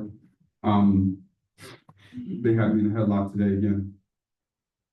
All right, so sources of capital. Again, this is the most important part about your business and funding your, growing your business.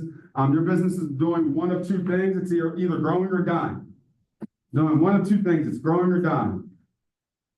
You gotta bring in revenue. You gotta have revenue growing and increasing. You can expect that on a, all things equal, every year, how is your business going to lose money? Because of market economics. Every year your business loses money in some way. You're going to have to pay more because of what? Is it, what do you call it, inflation, because your product costs more? 2 to 4% every single year. So if you're not growing your business is losing out because of inflation. Naturally, it costs more to buy your product. Employees every year want more money. Gas fluctuates. Inflation impacts everywhere. So we need access to capital. All right. Again, a financial institution is only going to give you access to capital if you have a business plan and your projected statement of cash flows. They need to see 5 to 6 years or 5 to 7 years of credit history for your business. What I love about this slide, though, is if I were to walk this process, you guys are starting up the business plan process. You guys have these business concepts that are very viable, whether you have experience in them or not. You write up this plan. The first thing I'm going to do is, first, my money, and then second, OPM. You guys know what OPM is? Other people's money. So, my first, if you're looking 100 to 250,000, this is saying up to your first 350,000 should be you raising funds from yourself and your friends and family. What I love about this business plan is if you have a really viable business plan, I brought a gentleman in here when I first started teaching this class 5 or 6 years ago. He was a recent Wharton grad. He had a buddy, and what they would do is they would send each other text messages, or they had a note on their phone, and they would have ideas. And they would write out different ideas, and they'd flush it back and forth with each other. And then every week they would review these ideas. The ones that seemed really good, they would push them forward to the next step, which it wasn't often. Like they were really scrutinized those ideas. So they came up with this one concept, and the concept was, you guys are familiar with Venmo? Mm-hmm. Right, so Venmo, you send cash, and then people can put like funny, or they can put a message of what it is, or they'll put like funny stuff on there, and you can look at the community wall and see who sent cash and whatever transactions and so forth. So they identified that there's a problem in the Black and brown community as it relates to savings. So the average Black or brown household has less than $5,000 in savings. I believe here in Austin, the average African American has a negative a negative, I forget the terminology for it, but, the African American in Austin, I believe, on average, in checking accounts, has less than like $1,000. The Latino in Austin, when they did this research back in 2017, had the same, but they've improved. The African American community hasn't. So they said, let's start up this program, or let's start up this app, and let's encourage minorities to save. So we're going to do exactly what Venmo is, but the purpose is that, you know, we want to encourage people to save. So you log in, you connect your bank account, and then every time you move money from your bank account, from the checking to the savings account, you get a coin. And then you set up a goal each week of how many coins, and then it's a community thing. So I might see, you know, Roger and Tanisha, you know, Tanisha had 2 coins, Roger had 1. I'm like, oh, I gotta save, let me get 3 coins, and it becomes a competition. So great idea, they vetted, they put like $500 in it.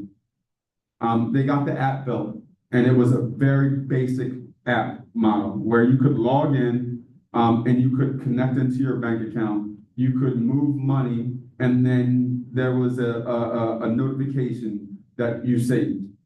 So very bare bones, all right? Next, what they did was they went on a pitch tour. So their goal was that they would pitch this business app or this application idea, and they focus on the problem. So they go to all these investors and they go to individuals and they talk about how the Black and brown community doesn't save. They speak about the problems, and then here's the solution.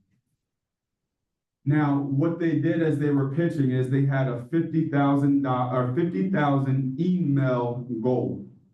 So they wanted to pitch this until they had 50,000 emails of individuals that thought the product was, or the app was a great idea, and they wanted to receive monthly notifications about updates, and then also the opportunity to make requests so that, you know, we can continue to improve this app.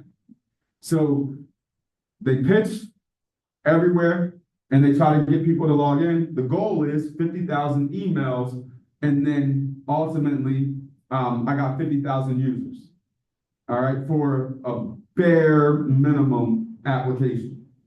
So every month they send out, they get feedback. Every quarter, they go through the list of the feedback. Anything that was under like $200, they did it. Everything that was more expensive, they put on the side. So as they got more people logging in, they start to pitch this stuff to the investors. They talk about the problem, and then they say, we're looking for your money because we have 50,000 people that love the app. And we've made these updates quarterly that are low-hanging fruit, but they want these big updates, and these big updates are going to cost us $50,000. The reason we're using your money is so we can make these updates that are the big updates that 50,000 people wanted, and then ultimately that's going to allow us to take the app to the next level. Investors want to pour gas or pour fuel on the fire. They want to be your gasoline. We tend to ask for money for people to, we ask for money typically for people to, like, my business isn't doing well and I need more money to pay my bills. Or I want to start up the business and I'm looking for money. As investors, nobody's giving anybody $1 if you're not getting a return. You're not giving anybody $1, not only if you're not giving a return, but if you don't see a plan on how they're going to even give you that return. Like, I got a rule. If you ask me for money and, like, if I need it, like, if I need it back, I'm not giving you money. It's like, it's just a rule. Especially coming some of my friends. My friends will be at the bar buying happy hour drinks, and then be like, I got you, I ain't forget. Because you learn in the financial class. When you need to borrow money, don't let them borrow. If you want to give it to them, just let them have it. Don't expect it back. So, Don't- I'll give it to you, but I'm. Don't, yeah, if I can't, Just give it, Mom. So you can take this business plan that's solid, and then you can present this to investors. What you have is, and again, there's a lot of people, there's more people than you think that have a lot of money saved up in bank accounts. You guys know how much money does the financial, the FDIC insure for your checking accounts? 250 million. The FDIC insures $250,000 for your checking account.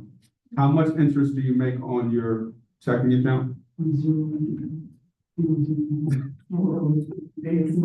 So I come in and I pitch and I say, look, I got this business idea, I got this business opportunity, I vetted all this stuff, here's my research. What I'm asking for is $10,000 of your money. Yes, this will be a startup, but what I'm going to do is to hedge this $10,000 into getting access to lines of credit. Every quarter, I will give you a report on the profit of this company, how much we're making. You hold this in, we hold your $10,000 for a 5-year term. We'll pay you 10% at the end of every year. If that person had nothing planned with that money and it's in a checking account, it's earning less than 1%. If you got a great plan and notice I said it's secured. So I'm not using your money, but just to get access to money from the financial institution. Now, if shit goes wrong and I can't make my payments, then yes, your money is at risk. But I'm reporting to you every quarter based off of the plan that I gave you, and these are my goals and my targets. Most likely people that are investors, they're actually either they already have the network, they're already familiar with the business. They're not just giving you their money because they're looking to make money. They're giving you their money because they're experienced and they might have synergy or areas of just a quick way I can connect this. If you guys have ever watched, what's the guy on CNBC that goes around and Marcus something. Oh, I can't remember his last name.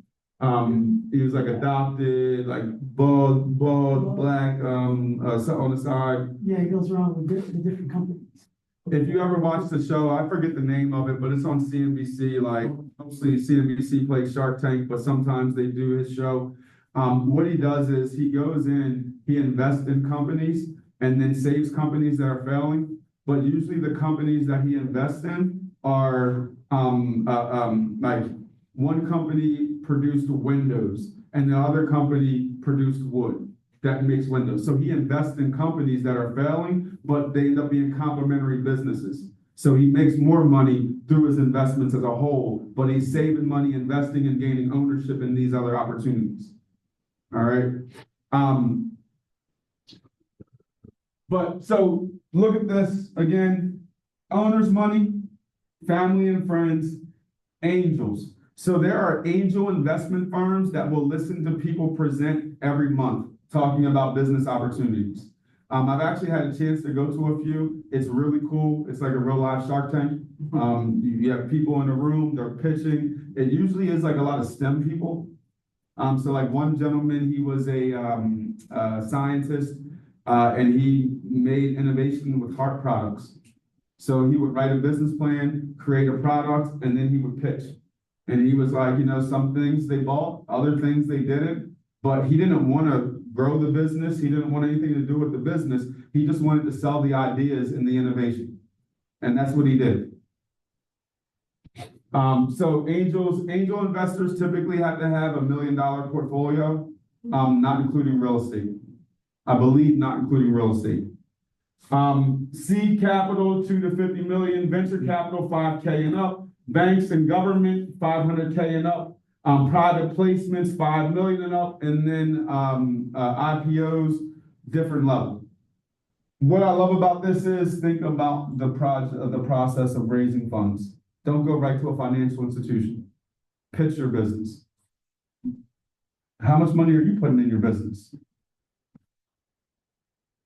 Like, this is all important to build a stable business that can grow by scale, I gotta have access to the right funding. I gotta have access to the right amount of money. Your debt mixture is gonna be key. Again, it's why I'm very big on early stage, take cash, raise cash, pay an interest rate. The best thing that I ever heard from one of the best pieces of advice I ever got from my business, the financial institutions and investors, no one will loan your business money for free. So why are you? That 50,000 came from your pocket. Were you able to take a write-off for the loss? You are. So if you don't document it properly, you can spend this money and never take a write-off, and it hurts you in years to come. Like again, a lot of this stuff becomes like counterintuitive. All right. So next, let me show you the real stuff.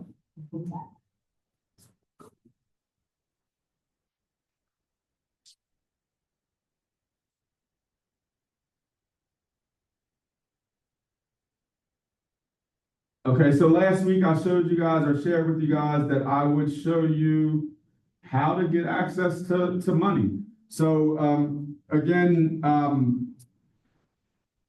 this is the challenge with that economic inequality article, right? Most of us were challenged. We read that article because the opportunities weren't there for most of us.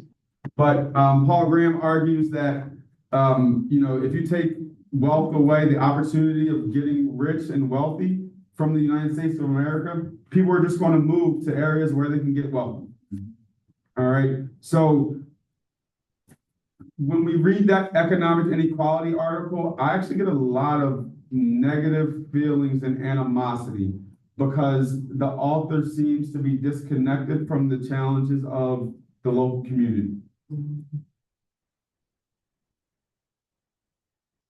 But is he wrong? You had mentioned last week or 2 weeks ago that we can go right to the library's right on second. Like that library is really good. You can get free space, like free meeting space at the library. All the libraries, you can actually get free meeting space. It's a whole, like the website's a little archaic, but you can get like meeting space in the library, access to technology, internet, all that stuff in the library, right? So the challenge, I think, becomes not only access to the knowledge, but do I really want to pursue it? So you guys are writing this business plan. The government has what's called the SBA, Small Business Administration. The Small Business Administration wants to protect small business and encourage small business. America is the country that it is, the nation that it is, because of small business and innovation. If you Google how many jobs are, I think we did this 2 weeks ago, like 98% or 99% of all jobs in the US economy come from small businesses.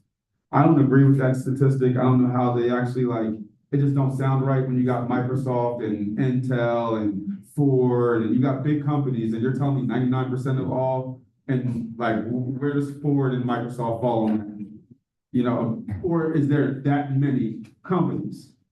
Which is possible because you can register for an EIN and an EIN lives forever. So every year you could start up a new EIN. This is a play for real estate when you build up your portfolio. So basically, if I had, let's say I own 10 properties and you guys know I own 10 properties. If I rent out the properties to you guys and, Tanisha gets injured at one of the properties and you guys know I own the properties, Tanisha can sue she can sue me for all of my assets as the owner. So in real estate, what will happen is you have individuals that will start up a EIN or an LLC with an EIN. They'll buy a property, they'll put the title and the name of the EIN, which you can't do that by that You can't get a loan for real estate for a business. All right. This is when I'm laughing when these questions be firing you. My question So, about the LLC. yes, So- well, let me finish this part right here with this, what happens is the realtor or real estate agent, what he'll do is he'll get he'll buy a property, he'll put it in the name of an LLC, right? But he doesn't know the name of it. Now, when he starts the LLC and the EIN, they put for the owner a POA, power of attorney. And then that's the lawyer. So if I ever get sued for this property, right, the judge, whatever, my lawyer comes, the judge says who owns this property, the lawyer says attorney-client privileges, I can't tell you who owns the property, but under this is only one property. So the person that got injured can only sue for that property and nothing more. If this is somebody that's in real estate and you buy your own properties and you got 10 properties and you have no LLC and somebody gets injured at one of your properties, they can sue you for that property and everything else that you own. So I was just strolling on social media one day and a girl said, did them LLCs by the end of the year. What does she mean by that? I mean, I know she's saying in them, but if they go unused, do you get penalized or? So there's a new law that you have to do some type of verification for your LLC. And if you don't do it, it's like some $50,000 fine or up to a $50,000 fine or something in jail time.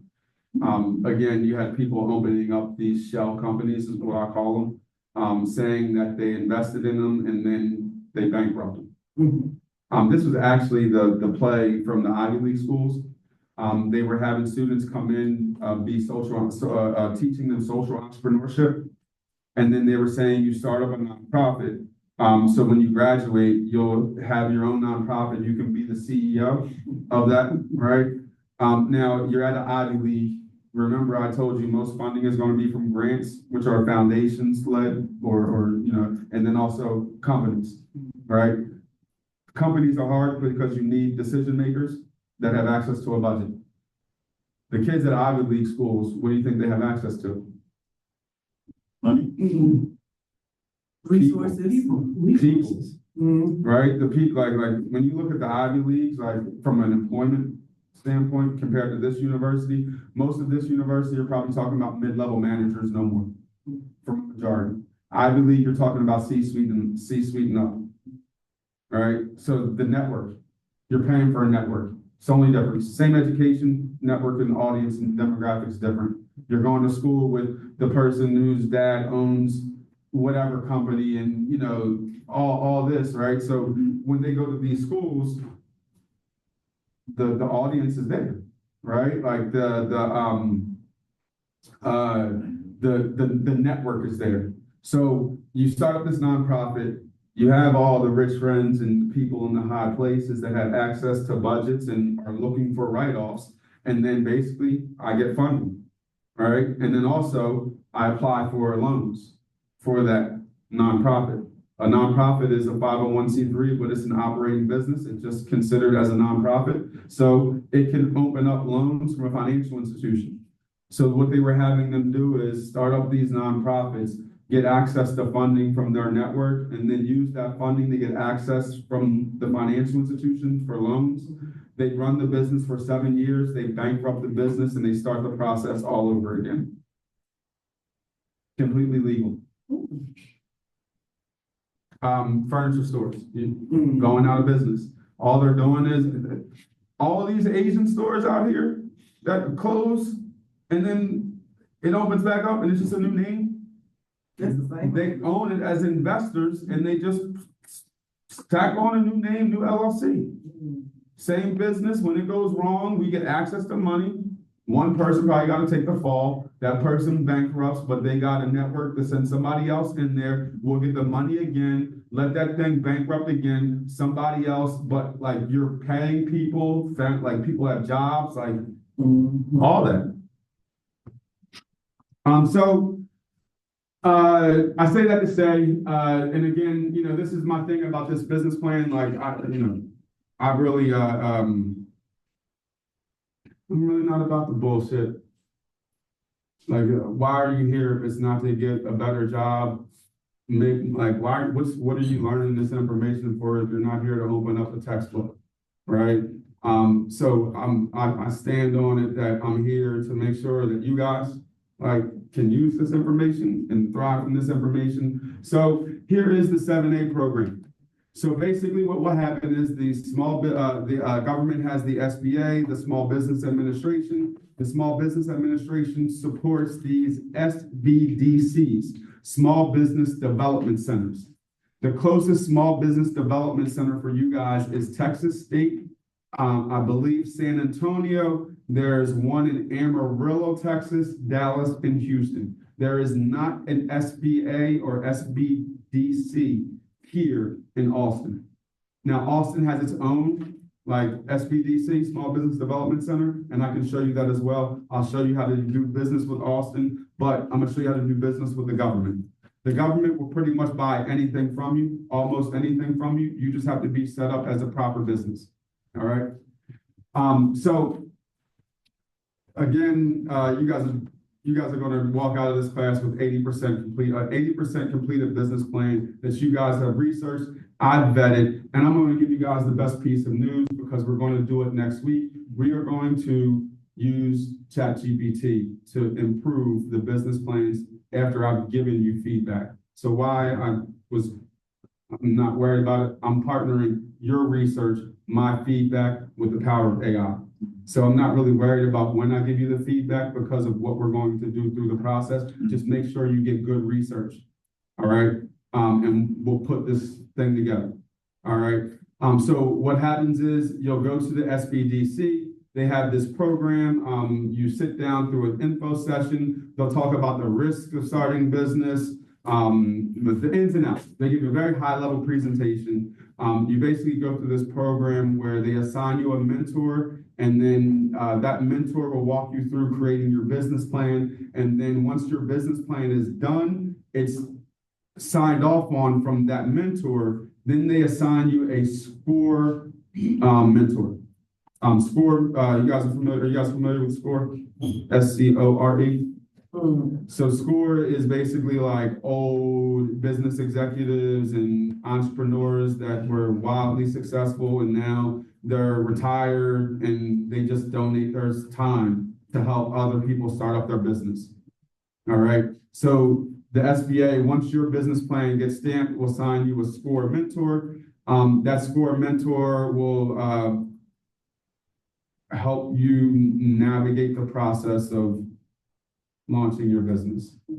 When you go through the 7A program, what this 7A program means is that the federal government will, through this program, SBA's primary business loan program provides loan guarantees to lenders that allow them to provide financial help for small businesses with special requirements.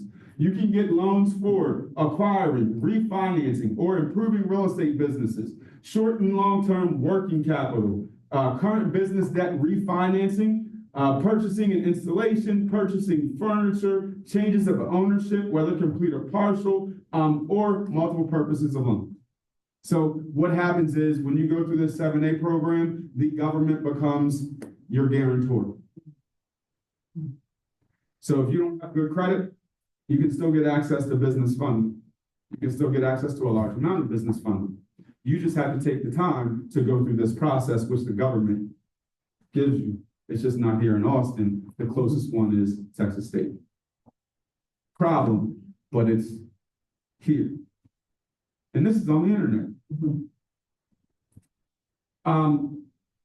Again, I don't play games. The maximum loan amount for a 7A loan is up to $5 million.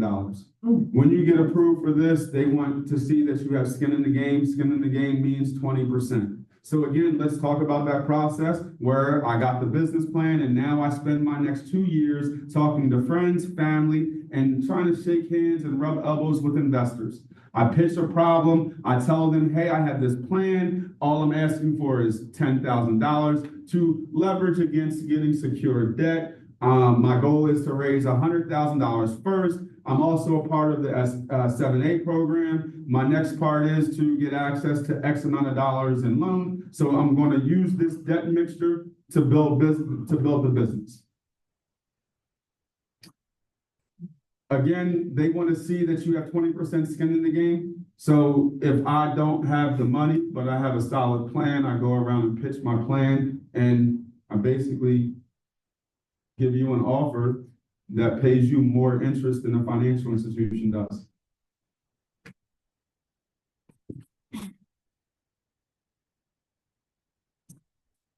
So with that, within that, so you've been going to do that.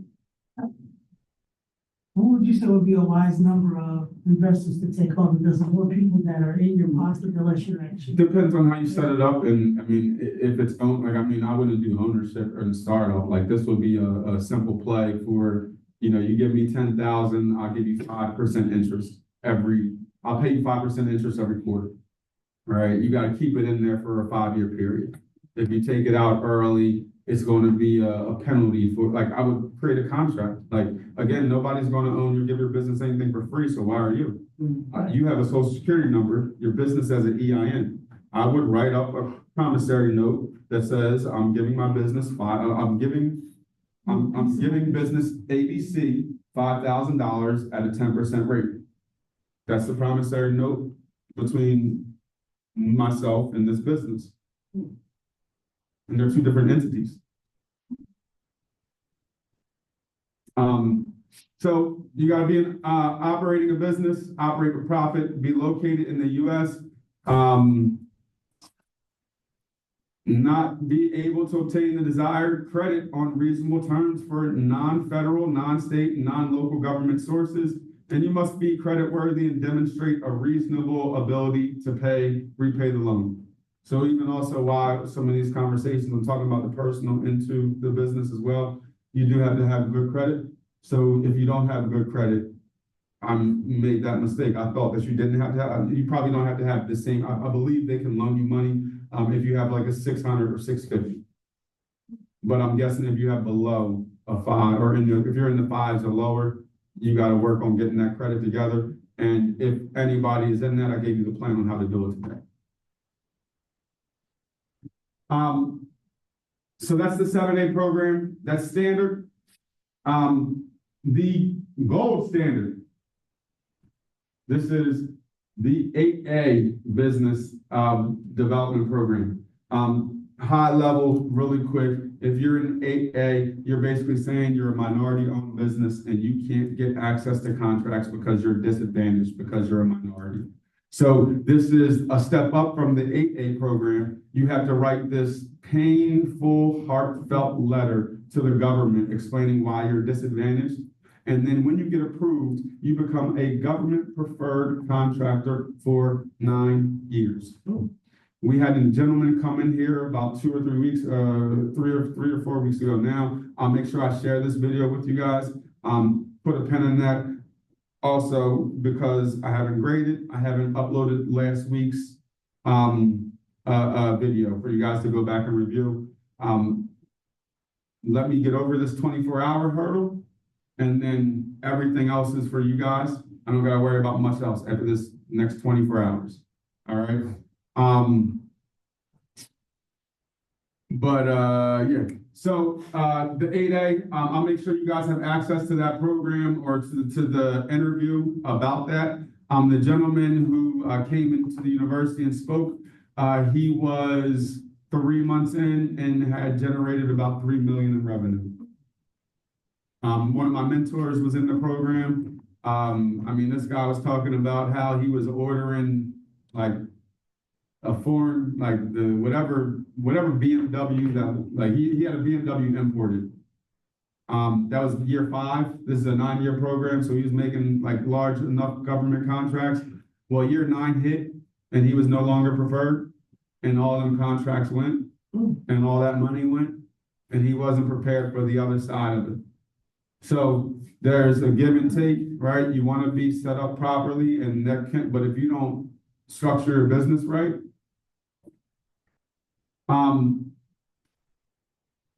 I'll let you guys read up on that one. And then the last one I want to show you guys is, you can do business with the government, and I'll just send you guys these links in one email. So you'll see 7A, 8A, and then this is more about minority-owned businesses and doing work or business with the government. Have you guys seen War Dogs? You guys remember the movie War Dogs? Where they would, they were selling like guns or bullets to like the government. It's with, oh my So gosh. that's, George Golden. No, Jonah something. Yeah. Jonah, and then I forget the other guy's name. But either way, War Dogs, it's what we're talking about here. So you can go onto the the government basically can't provide its own service. The government takes this budget and they contract that budget out, and then they pay it to the people. All right, so even when we talk about this election time frame and whether it's Republican House, Democratic, all this stuff depends on where budgets come, even down to the census, right? The census says where governments and communities get funding, all right? And it's all based off of population. And then again, the government gets this funding, and then now we contract out the services we need. We look for requests for proposal to provide or to execute these services for the city. All right, so the government basically wants more minority-owned businesses or to do business with more minorities. So I would look at this and more so specifically here as far as women-owned businesses, Native American, veteran, military spouse, LGBTQ businesses. So there's a certification with the government, so you can be a certified minority-owned business. And then what happens, you get access to, I believe it's called the SAM system. Don't quote me on that, but there's a government system you get access to, and this is all the contracts. If you will just give me 5 more minutes, I can show you the contracts at Austin.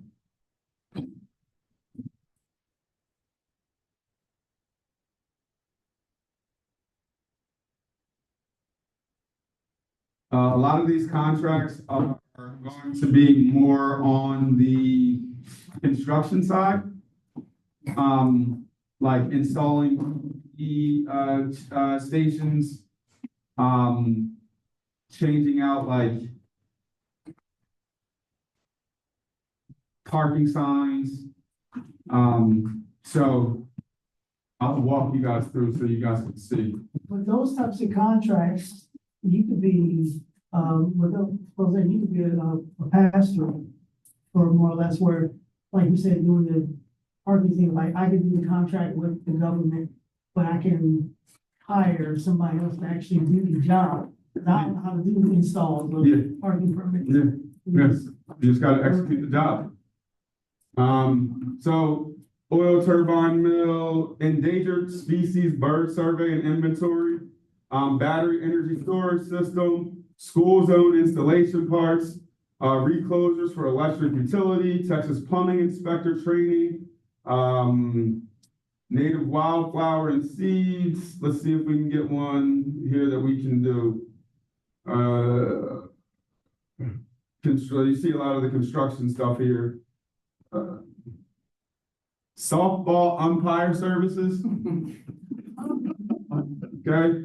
I'll show you the details for it, like go in here, like they have to solicit all this stuff. So government and federal and local. Oh, that's a different one.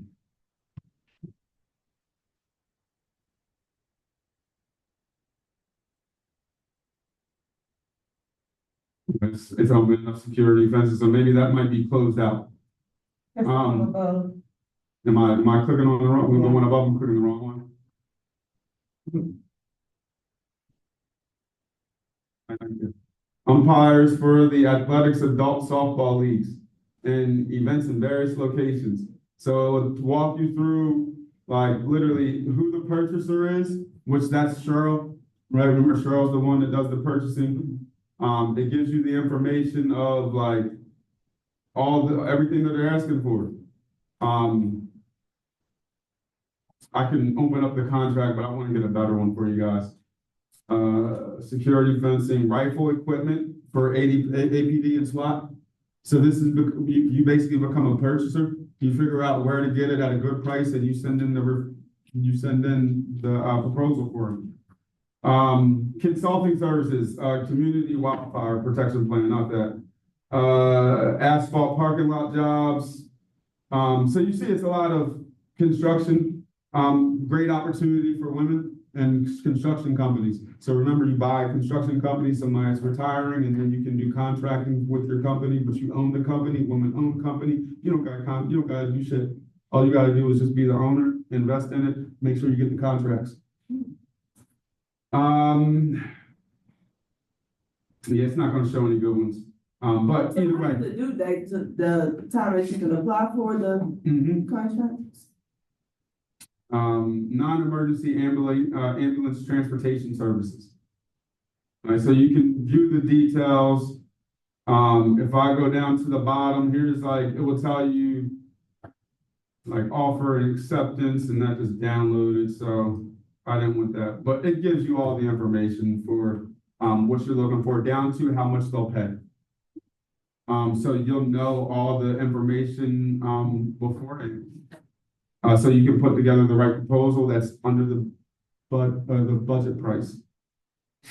So how long are these posted for? Do you know, like 30 days? Until they close. So you kind of, it's one of those things you gotta watch every day to see what opens up. And then you find, so on the federal contracting side, you get way more. That was War Dogs. They basically were going through looking at low-hanging fruit that was like $5,000 contracts, where one of them was the US military needed like a certain type of bullet. So like they told you where to get it from, they just needed somebody to fill the order because the government couldn't do it.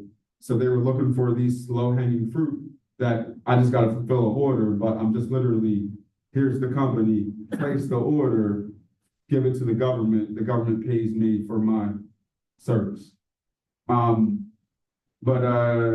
So it gives you, like flat one-way rates. So this is the rate of how much they're charging, or for number of rides, I guess. Like it gives you all the information that you need. The last one I saw was a really good one. I slept on it, but they were looking for somebody to do a business plan for a grocery store in a food desert. So they're looking to model a grocery store on the east side of Austin, but they want it to be a co-op type of food store. All right, so that's that. So let's get into the next part here, which I'm not even going to play myself and act like you guys are probably going to stay here. So let's look at next week's assignments, and then what I want you guys to do and why I want you guys to stay here. It'd probably be easier if you're around your teams, or if you're like sitting with your teams.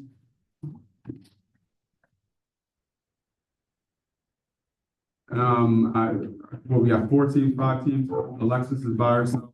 I'm by myself. You're by yourself.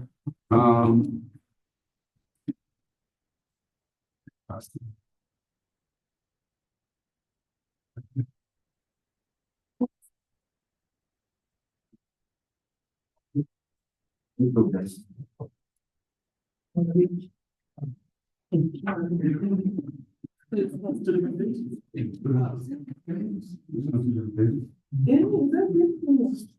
only one. That's why you're with the team. So this one, everybody should have one of those. And then this one, only one team. Okay, gotcha. Yeah.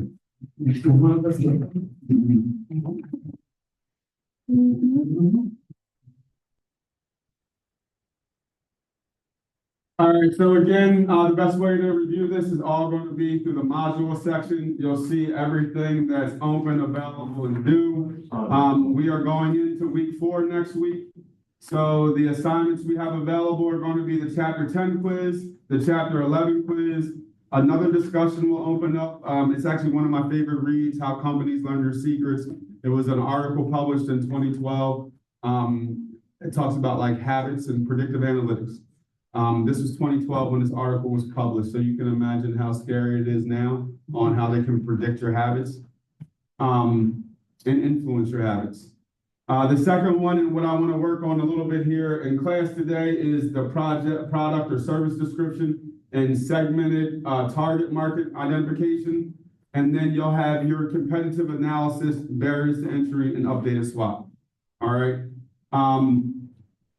So chapter 10, cool. Chapter 11, cool. How companies learn your secrets. You guys know how to do the discussions. Your original response for how companies learn your secrets is next week. So just one post by next week before we come into class. And then your 2 replies will be due the 17th. All right, so just read the article this week and just give your first, impression, and then work on doing your replies next week. But if anybody gets it done early, by all means, you can reply as soon as possible. But this is set up so that it's due for the original post, so that it's due on the original post, but it's available for another week after, just to make sure that the conversation happens in a timely manner. All right. So product or service description. Again, with these, I'm always going to tell you just to go right to the read both, but go back or just make sure you look at the attachment. And I apologize, like I've taught international or intro to entrepreneurship, small and family business management, business plan. It's all, I use the same textbook.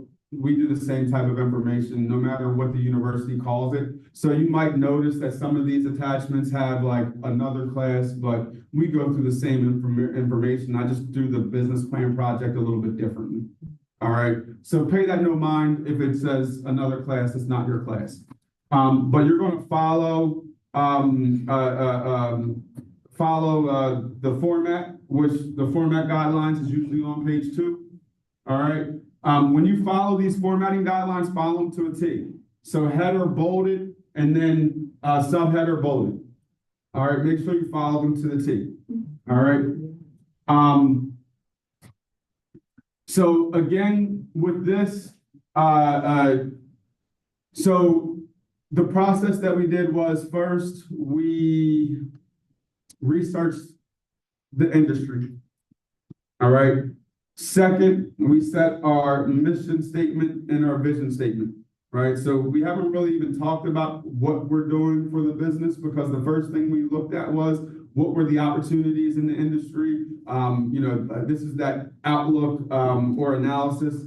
Right. Like you're doing an analysis of the industry, but you want to know what the overall outlook is going to be. All right.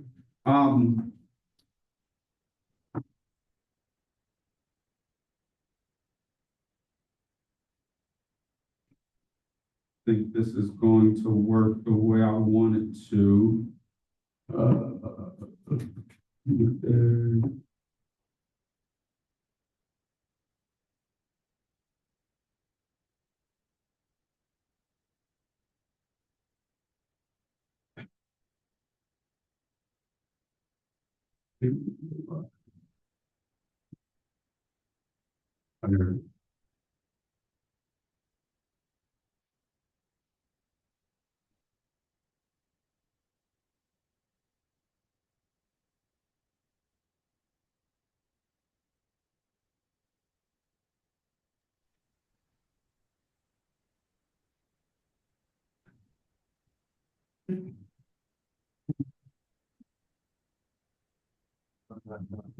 Well, 3 years ago, I was in New York City for a quantitative hedge fund. 2,300% a year. So I decided I would try and find a business plan that made sense in the context of that growth. And I picked the books as the first method. So hear this out. Jeff Bezos.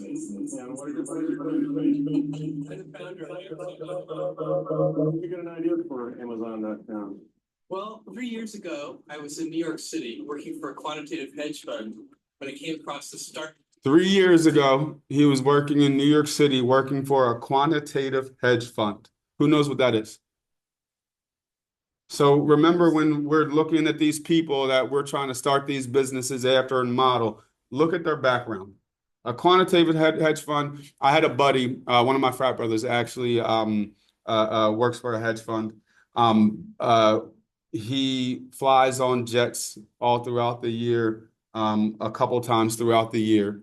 And his goal is to close one deal per year. With the hedge fund, you're talking about multiple billions of dollars on a one deal, and he gets a 3 to 5% close rate. So flying on jets, trying to shake hands, kiss babies, and close these larger deals with wealthier individuals or individuals that have large amounts of sum that they control or money that they control, he gets a small percentage of it. So I'd imagine whatever he was doing was something along those lines, right? But again, quantum hedge fund. Statistic, the web usage was growing at 2,300% a year. Well, 3 years ago, I was in New York City working for a quantitative hedge fund when I came across the startling statistic that web usage was growing at 2,300% a year. So Web percentage growing, web usage growing at 2,400% per year. So he identified through industry research that there was growth and there was an expansive amount of growth. I decided I would try and find a business plan that made sense in the context of that growth. I try and find a business plan that would make sense in the context of that growth. I picked books as the first best product to sell online, making a list of like 20 different products that you might be able to sell. And books were great as the first best because books are incredibly unusual in one respect. That is, if there are more items in the book category than there are items in any other category by far. Music is number 2. There are about 200,000 active music CDs at any given time. But in the book space, there are more than 3 million different books worldwide. So this is why I challenge you guys to start a business that was in the top 20 sales generating or revenue generating, because we were first looking at the outlook and the industry outlook. We were first researching the industry, where were growth areas, and then hopefully you identify somewhere where you can enter in with low barriers to entry. So you might have been trying to start a liquor distribution company. That's totally fine. But let's just focus on one product, like beer transportation. You need a truck that allows you to refrigerate items. The truck is focused on beer transportation. It's a cold truck. I start from beer. I perfect the process, focusing on one product, delivering one product, one customer type. When I get the process down, I got a cold truck that does beer. Now I can use my same cold truck to open up from beer to something else that might need cold transport. But I perfect it on a small scale, and then I branch out. What most of us probably experience, we're so broad in general with these businesses. Especially if you're working in a team, it's going to be difficult because no one has the same understanding. Keep it super simple. Focus on one product that can be sold to many people, not one-to-one. So I could do cold product distribution, right? But let's not do cold product distribution. I'll go back to the landscaping thing, or I'll say you could have a barbershop or a salon, right? A barbershop and salon is one-to-one, but a beauty supply store focused on one product can service many people, not just in one area. It can also service people outside of the area. I can figure out, is there a way for me to import, export, right? Is there a product type that is similar, that's a competitor, but people use something different and it comes from outside of Texas? So now I offer this because no one else has this product. So people come to my business because I have a product that gets imported from this state, but it's very unique, very popular, and we offer that. But scale. But again, focused on one simple product. Jeff Bezos, he found 2,400% growth. He looked at the most expansive category and he said books. That's what he built Amazon off of. So again, I love this project because it's challenging, but realistically, what you're doing is what he started off Amazon with. Clearly, he had access to more money. So for your product and service, remember your business is not formed yet. So this will be a description of not only what the product, this will be a description of not only what the product or service is, but also how the product or service will be developed or created, for consumer offering. So do a deep dive into how you're going to create your product or service. How much does it cost? Do you need equipment? How much does that equipment cost? Remember, we're not like if you're in distribution, you're not buying a fleet. How much is one truck? What's used? What's new? All this information is real. We're going to go out and buy 4 new trucks. And those 4 new trucks we're going to use to grow the business. That's fictitious. We searched this site and found used trucks that were in the range of $2,500 to $5,500, whatever. Like, give me real information that's from real cited sources. Now, with that, right, you're going to have to think outside the box because you got to validate the source. Like, the website thing. A bad website is going to detract customers. So that's not good. Company has bad website. Customers probably won't like it. Fictitious. Company has bad website. A recent Harvard Business Review article says that companies that have websites that mimic these things or these components have these results. Like, speak to it in that way. And again, it should be easier to find the information for, like, you guys know this information, but where do you find the validated source? So you guys will work on this week the product and service description, and then the segmented target market. And then the second assignment is the competitive analysis, barriers to entry, and updated SWOT. Again, make sure you look at the attachment. It gives you the format on the second page of everything. Now, when you're doing your SWOT analysis, it's important to note, and now that I think about it, I'm going to have to update this document here because inside this document won't have that information. There it goes.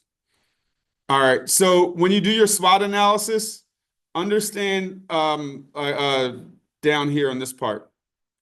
So when you do your SWOT analysis, your strengths and weaknesses are focused on the company that you're analyzing. The opportunities and threats are going to be what opportunities can you create or what opportunities might your company have given these weaknesses from the company you're analyzing. The threats. What threats might you want to look out for giving the strengths you analyzed with this company? So when you're doing your SWOT analysis for each company, it's the strengths and weaknesses of the company, the competitor, but you're looking at the opportunity and threats for your company, how you can capitalize or avoid certain issues. Okay? Again, with this, the competitive advantage, 2 to 3 paragraphs. Barriers to entry, 2 to 3 paragraphs. The competitor SWOT analysis, I'm looking for just literally 2 paragraphs per competitor. So not a heavy lift, but just make sure, like, the competitors, you're going to have to think outside the box, especially if you're on a team. Quick question. Yes. So you said 2 paragraphs per competitor. See, there's 3 people in a team. So each of them has to have 2 competitors. So therefore, we're talking about 6, right? 6. Yeah, I think it's per person 3 minimum. Okay. 3 competitors per person. Okay, and then you need 2 paragraphs for each of those. 2 paragraphs per company you're analyzing. Okay. Yes. want to make sure. Last thing, just really quick here, is if you had not, if you did not, do your discussion for week 2, minority owned business, you have until 11:59 to do that. Let me see here, that's that. And then, I just want to close out with the sheet that I gave you, and I'll tell you high level what I was looking to do and hoping to do. And candidly speaking, I still open this up for you guys. So one of the components you're going to do for one of the components you're going to do be working on between this week and next week is identifying the target market. All right. The problem with identifying the target market is that most people, how do you, Roger, your crepe company, how did you identify your target market? What was your target market? Well, it was basically people walking up and down on Congress Avenue, and the business really worked well during cool. So what's the problem with anybody walking on Congress Avenue? It's not target. There's not. They just trying to reach a destination. Too broad. It's too broad, yeah. You're missing your audience. Yeah.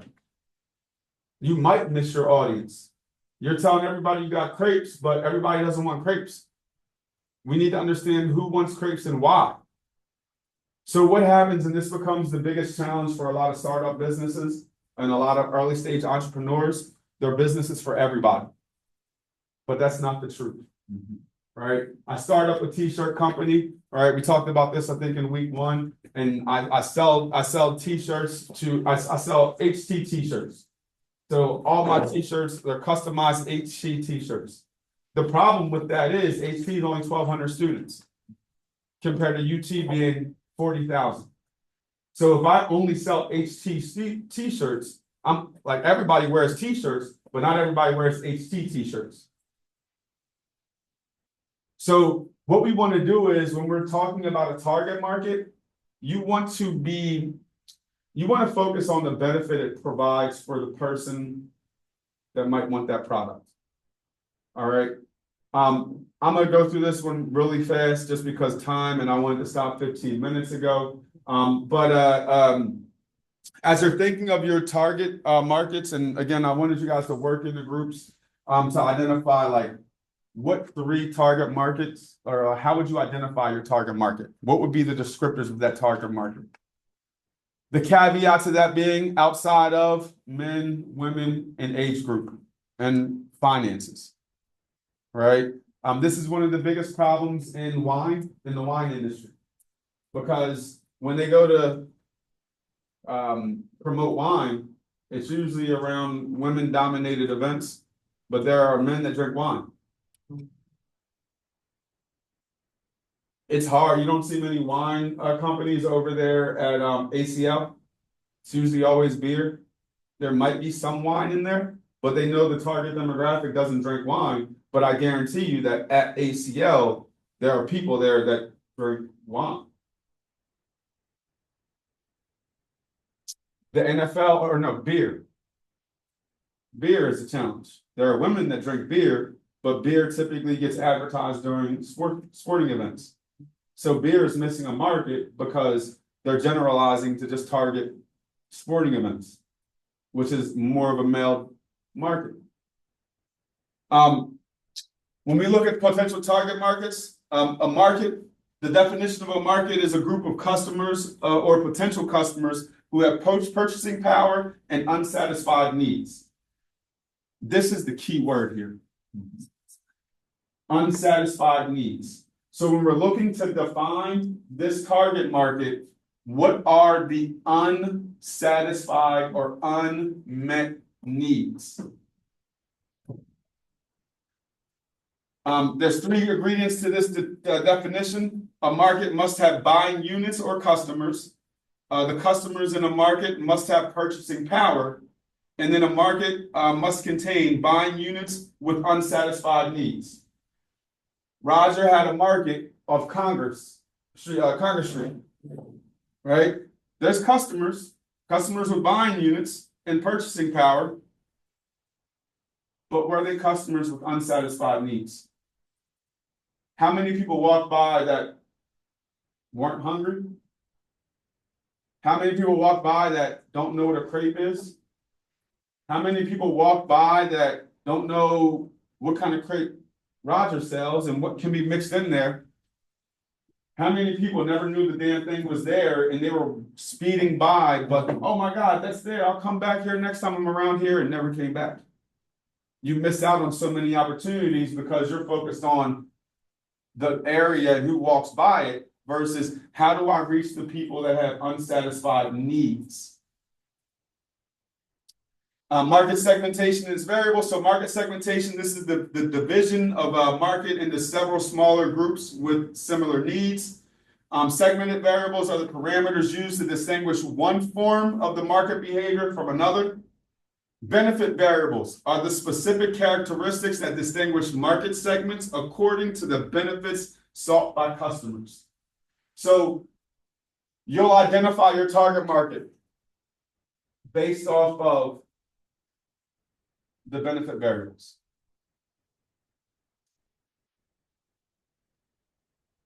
These are specific characteristics that distinguish market segments according to the benefits sought by the customer.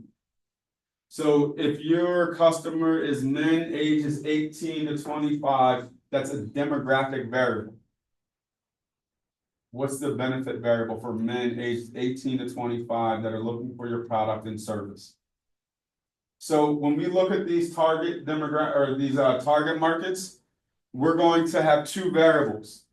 We're going to first identify the demographic variable, which is the specific characteristics that describe customers and their purchasing power. So men 18 to 25.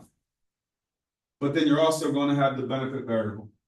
That's where we get granular. That's where this gets difficult. This is in the textbook. We'll talk about it more next week. You'll take the first stab at it today, or well, today, but this week. We'll talk more about it going into next week. But I want to make sure you guys have the resources, and I really did want to give you guys the time before I leave, or before you guys leave. But it's 9 o'clock, and I'm positive you guys aren't going to stay here till 10. However, I'm going to go into my academic right to say that this class is here till 10 o'clock. What you guys do with this time is up to you. There was enough phone alerts, computer alerts, and so forth. I'm here. I'll stay till 10. The question is, what are you going to do? Floor is open for questions. And class is over. Can I do a one-on-one with you? Yes. Yes.